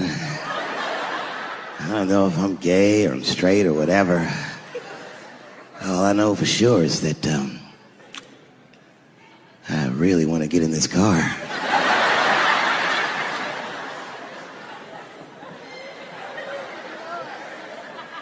And they make him get in and sit in between the B's and the T's. I feel bad for T's, but they're so confusing. And it's not all my fault. I feel like they need to take some responsibility for my jokes. Because I didn't come up with this idea on my own. This idea that a person can be born in the wrong body. But they have to admit, that's a fucking hilarious predicament. It's really fucking funny. If it happened to me, you'd laugh, wouldn't you? That wouldn't be funny if it happened to me? I think it would be. What if it did? What if I was Chinese, but born in this nigga body? That's not funny.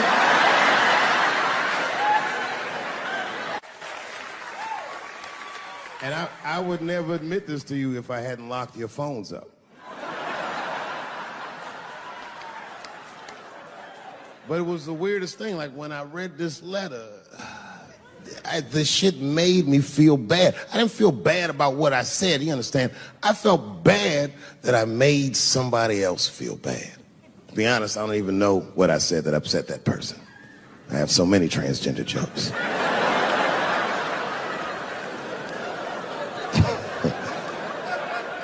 But I feel like it was probably this joke I'm about to tell you right now. And it's not even that bad of a joke. It's a true joke. I mean, it's not true, but I had read in the paper that Caitlyn Jenner was contemplating posing nude in an upcoming issue of Sports Illustrated. And I know it's not politically correct to say these things, so I just figured, fuck it, I'll say it for everybody else. Yuck. Oh, sometimes I just want to read some stats. I don't know why you're going to cram some man pussy in the middle of the sports page like this. I just didn't think that was the place for it. But I wasn't saying anything like Caitlyn Jenner's a bad person. I'm not mad at her for doing it. Not even mad at Sports Illustrated. If I'm mad at somebody, I'm probably just mad at myself. You understand? Because deep down, I know that I am not strong enough to not look at those pictures.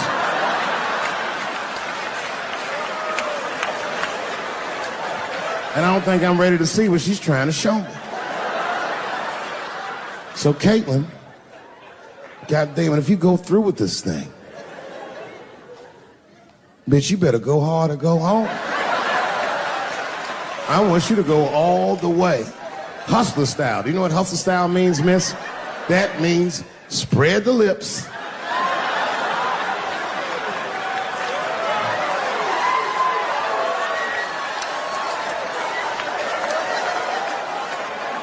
I hope she spreads her lips and there's an itty bitty dick inside. Ah! The show is behind the curtains.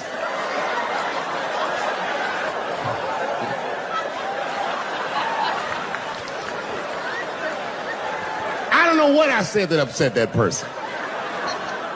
But I'm going to tell you something.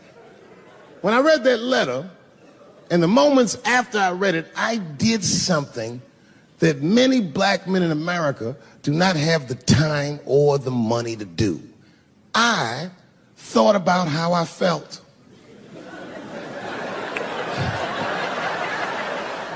Asked myself a very basic question that I don't think I ever directly contemplated. I said, man, Dave, if you're writing all these jokes, do you have a problem with transgender people? And the answer is absolutely not. The fuck do you guys think I am? I don't understand all the choices that people make. But I do understand that life is hard and that those types of choices do not disqualify you from a life with dignity and happiness and safety in it.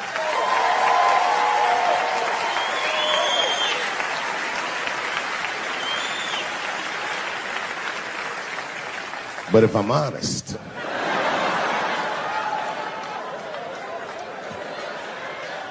my problem has never been with transgender people.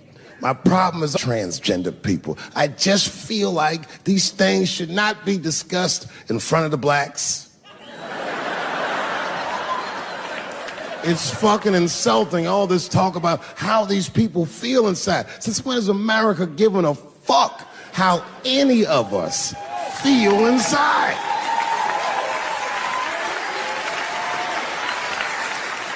And I cannot shake this awful suspicion that the only reason everybody is talking about transgenders is because white men want to do it.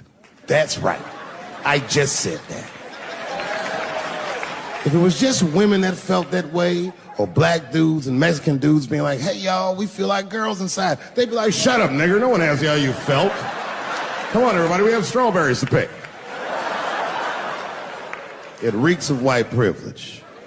You never asked yourself why it was easier for Bruce Jenner to change his gender than it was for Cassius Clay to change his fucking name?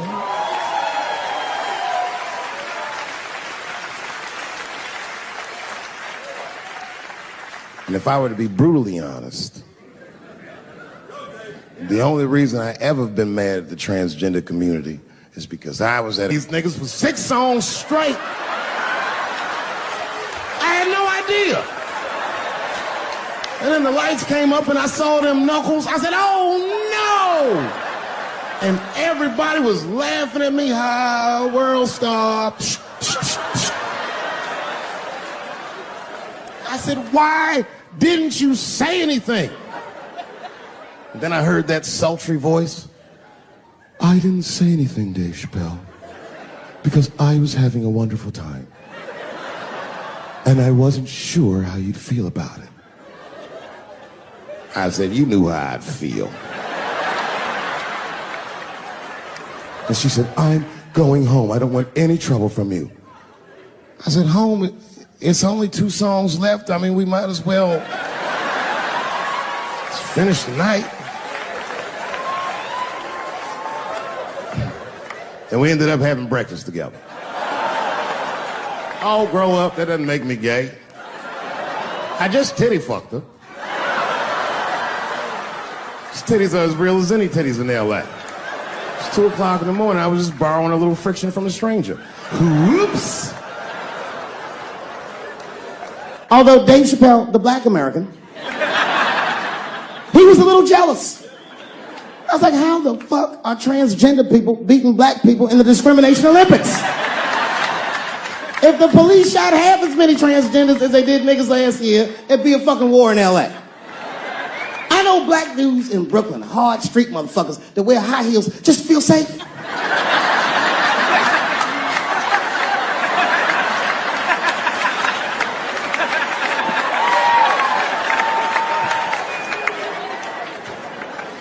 Transgenders are gangsters. I used to do business with a transgender in Hollywood. Man, everybody would be scared of her in the boardroom. She'd walk in there, newly minted woman, high heels, purse. Wouldn't say anything to us, just walk around the conference table looking mean as shit.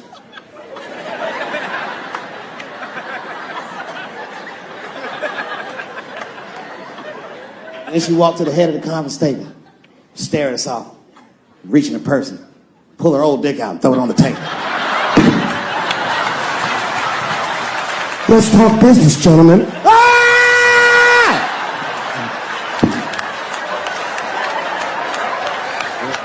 Shit is scary as fuck. If your best friend pitched that to you, you'd be horrified. Yo, nigga, let's go to the hospital and cut our dicks off and make pussies out of them shits. What? Can't we just get matching jackets or tattoos or something? Sure, that's what you want to do? There's only one way to find out, nigga. Wu-Tang, bow, bow. Let's go to the club and trick niggas into fucking us, yeah.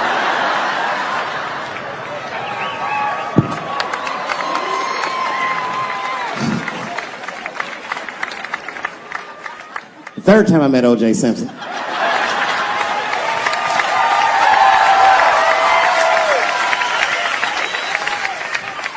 Third time I met O.J. Simpson, I was doing great in life. I just finished the 2nd season of Chappelle Show. Man, those were good days.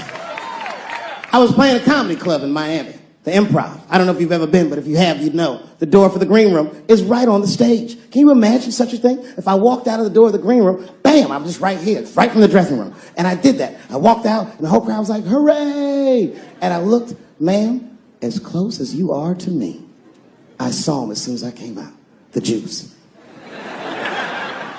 And I saw recognition in his eyes, and it filled me with pride that he knew who I was. I didn't acknowledge his presence because it was a white audience, and I didn't want to start a panic. But I did my show. Show went great. I said, good night, everyone. They all said, yay! And I didn't say nothing to OJ, but I just gave him a signal, let him know I knew he was there. And I walked into the green room, and OJ was already in there. I was like, how the fuck is this possible? I was scared. And then my friends came in, and we all started talking. We sat down on the couch, and I'm just telling you what I saw with my own eyes. You can believe me or not believe me. But in my experience, O.J. Simpson, one of the nicest men I'd ever met. He was nice to me. He was nice to my friends. Conversation was filled with warmth and levity, humor, and wisdom. We talked for 90 minutes, and then suddenly the Juice said, "You know what? I've got to be going. But it's good to see you again, and I'm glad things went so well." I said, "Thanks, Juice." And my friend said, "Yeah, goodbye, Mr. Juice." They're new to the game. He said, "No, thank you for your hospitality. Good night, guys." And we said, "Good night." And he just walked out of the room.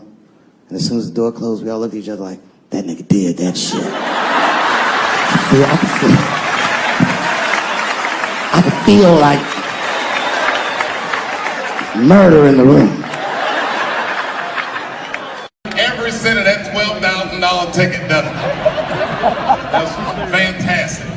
Well, it's a pleasure to be here at the Illuminati bake sale or wherever this thing is that I'm at. I gotta tell you, I was nervous. Hey, how you doing? You know, it's funny when you see a black person in a room like that and you're like, oh, she owns BET.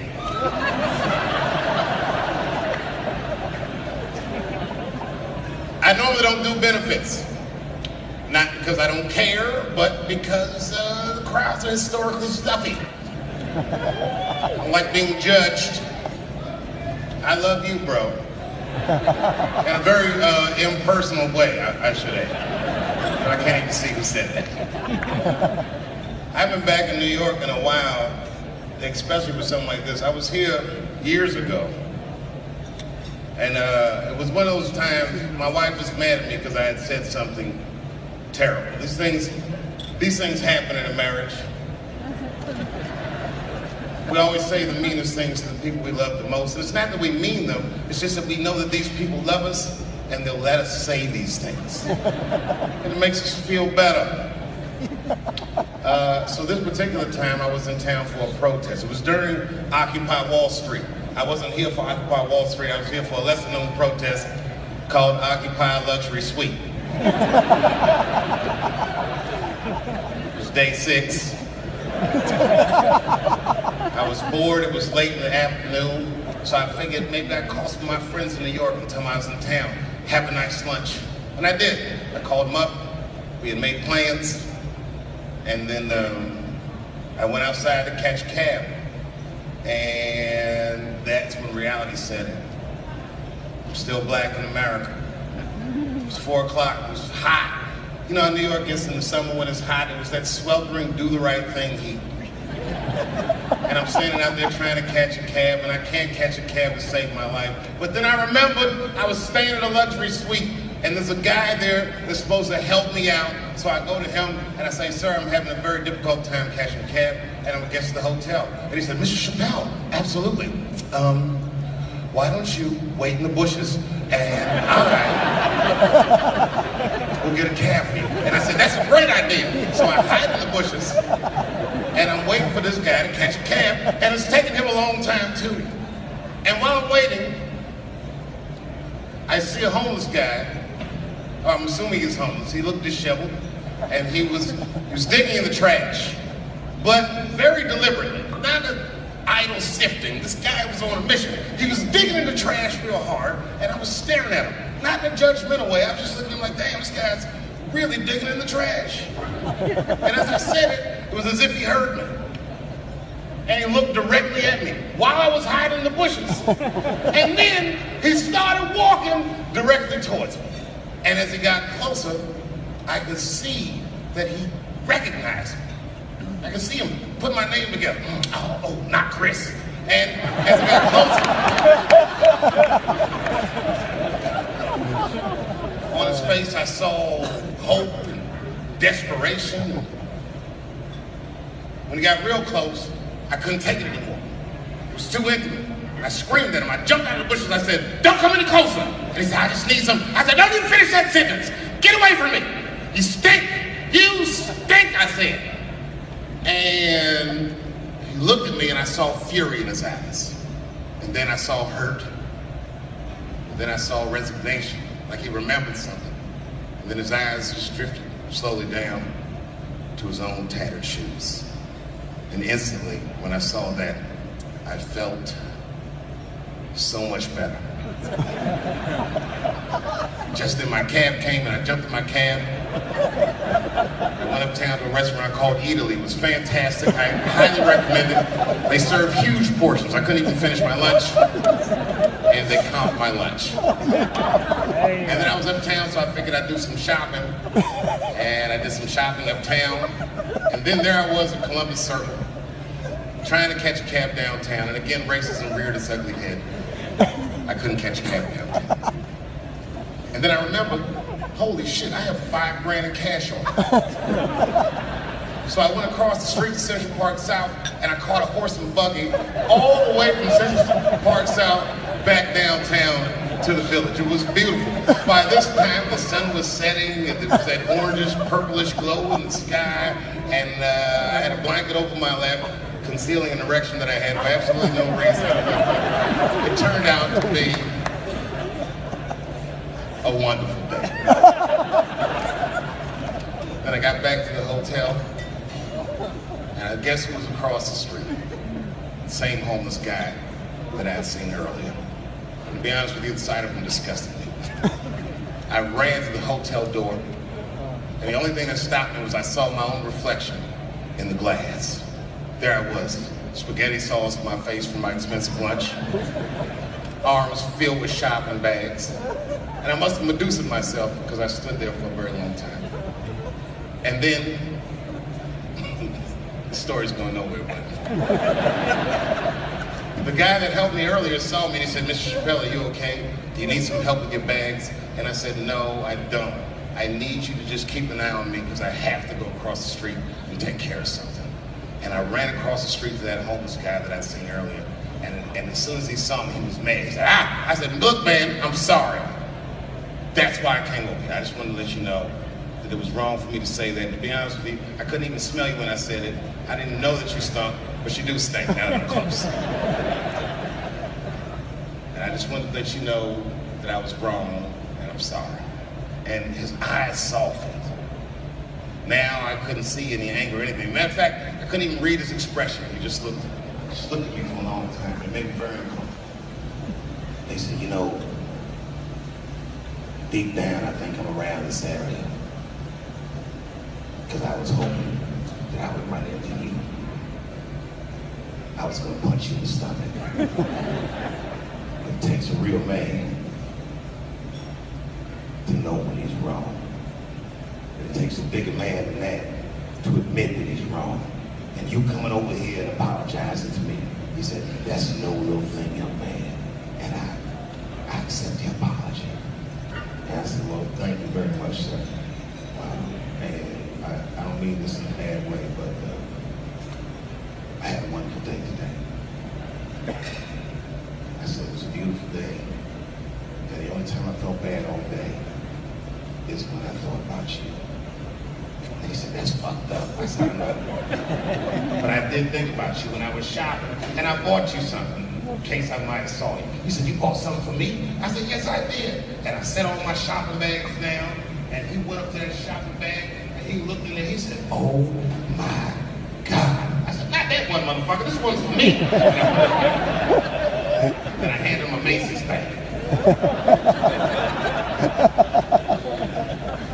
He said, oh my God, is this for me? I said, it's for you, go ahead, look. He said, this is a brand new lime green velour Sean John sweatsuit. I said, yep, same shit Puffy wears. And he said, man, thanks, young man. And he started to put it on right there on the street. I said, wait a minute, that's not all. Look in the pocket. And he looked in the pocket, and he was like, is this a, I said, that's right, a marijuana cigarette? I said, yes, that's right. He said, I have not smoked marijuana since Vietnam without smoking, if you smoke it with me. I said, well, I hadn't planned on putting my lips on the same joint as you. Sure, why not? I'll light it first. And I lit the joint. We literally sat there on the dumpster right there in Soho. Smoked weed, me and this homeless dude. He had on that lime green sweatsuit. Kind of looked like Oscar Grouch, as the son would say. I know you guys are mad right now, but the point is this. We are all incredibly privileged people. And you know, say give Donald Trump a chance. I know, I fucked up. I shouldn't have said that. Huge mistake on my part.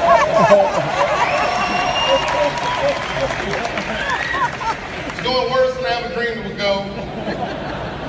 It really is going bad. I think he's in trouble. I think, like, I'm worried about his well-being as a dude. He doesn't seem like he's... The guy held a press conference where he asked the media to stop finding shit out. He said, no. I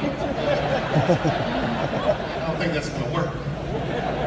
You ever see that press conference? You don't know how scary the things that I see in my briefings are. I don't think you're supposed to tell us that, sir. Tell us that shit is scary. Who does that? Even as a parent, do you do that?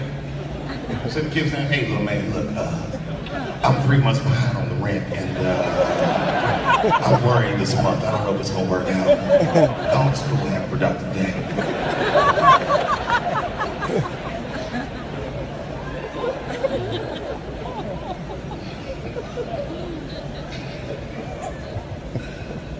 I don't know. Maybe it'll last a few more months. Every day when you wake up, you never know who's going to be next. Donald Trump. He's exciting like you thought a black president would have been. He's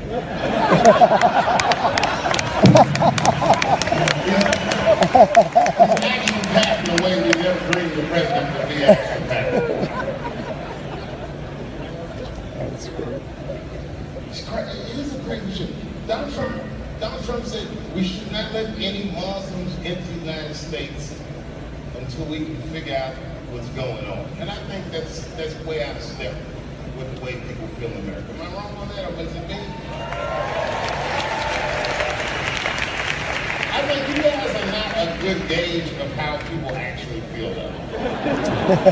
You're largely rich white New Yorkers. You didn't even know he was going to win in the first place. I'm the Jane Goodall of white people. I live amongst poor whites. I study them. And I have no problem with any white person, but poor whites are my least favorite. A lot of trouble from them. But I knew he was going to win. And I just felt like he was out of step. Like, I feel like most Americans believe that we respect each other's beliefs, whether we share those beliefs or not. I know I feel like that. Even out there in Ohio, it's like that. I respect everybody's beliefs, except for whatever Amish people believe. I can't stand seeing them.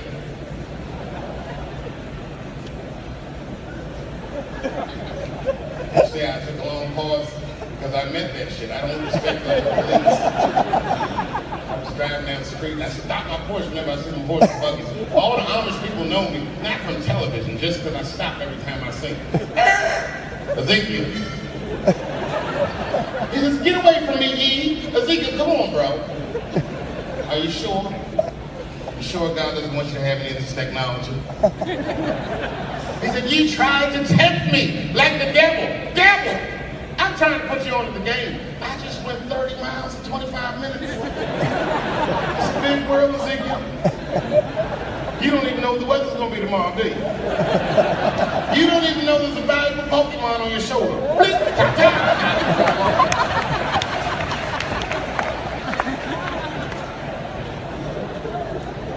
I mean, don't let any more Muslims in the country until we figure out what's going on. I already know what's going on. It's like 17 mass shootings in the United States. 4 of them were done from Muslims. 7 countries that are banned have none of those 4 people from them. The other 13 shootings was done by crazy white people. And you don't see us banning white people from benefits to keep the rest of the audience safe. Not only is it wrong, it would be catastrophic to the Robin Hood Foundation's bottom line. There were no white people here, we'd only raise $300, maybe $400 tonight. That's not we all need each other.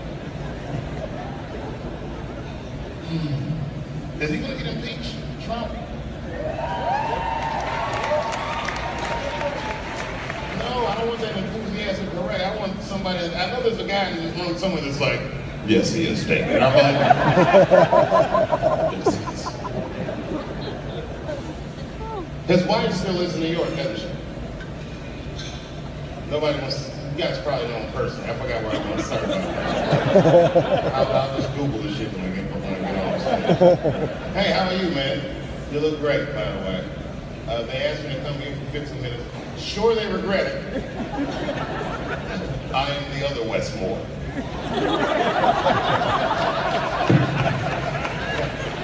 I read that. The other Westmore. I know Westmore's in here somewhere. Congratulations, West. Every time I see you, I'm impressed beyond my wildest dreams. Never met West personally, but I'm definitely impressed. You know, because I know West. Is that you? Hey, man, it's very good to meet you.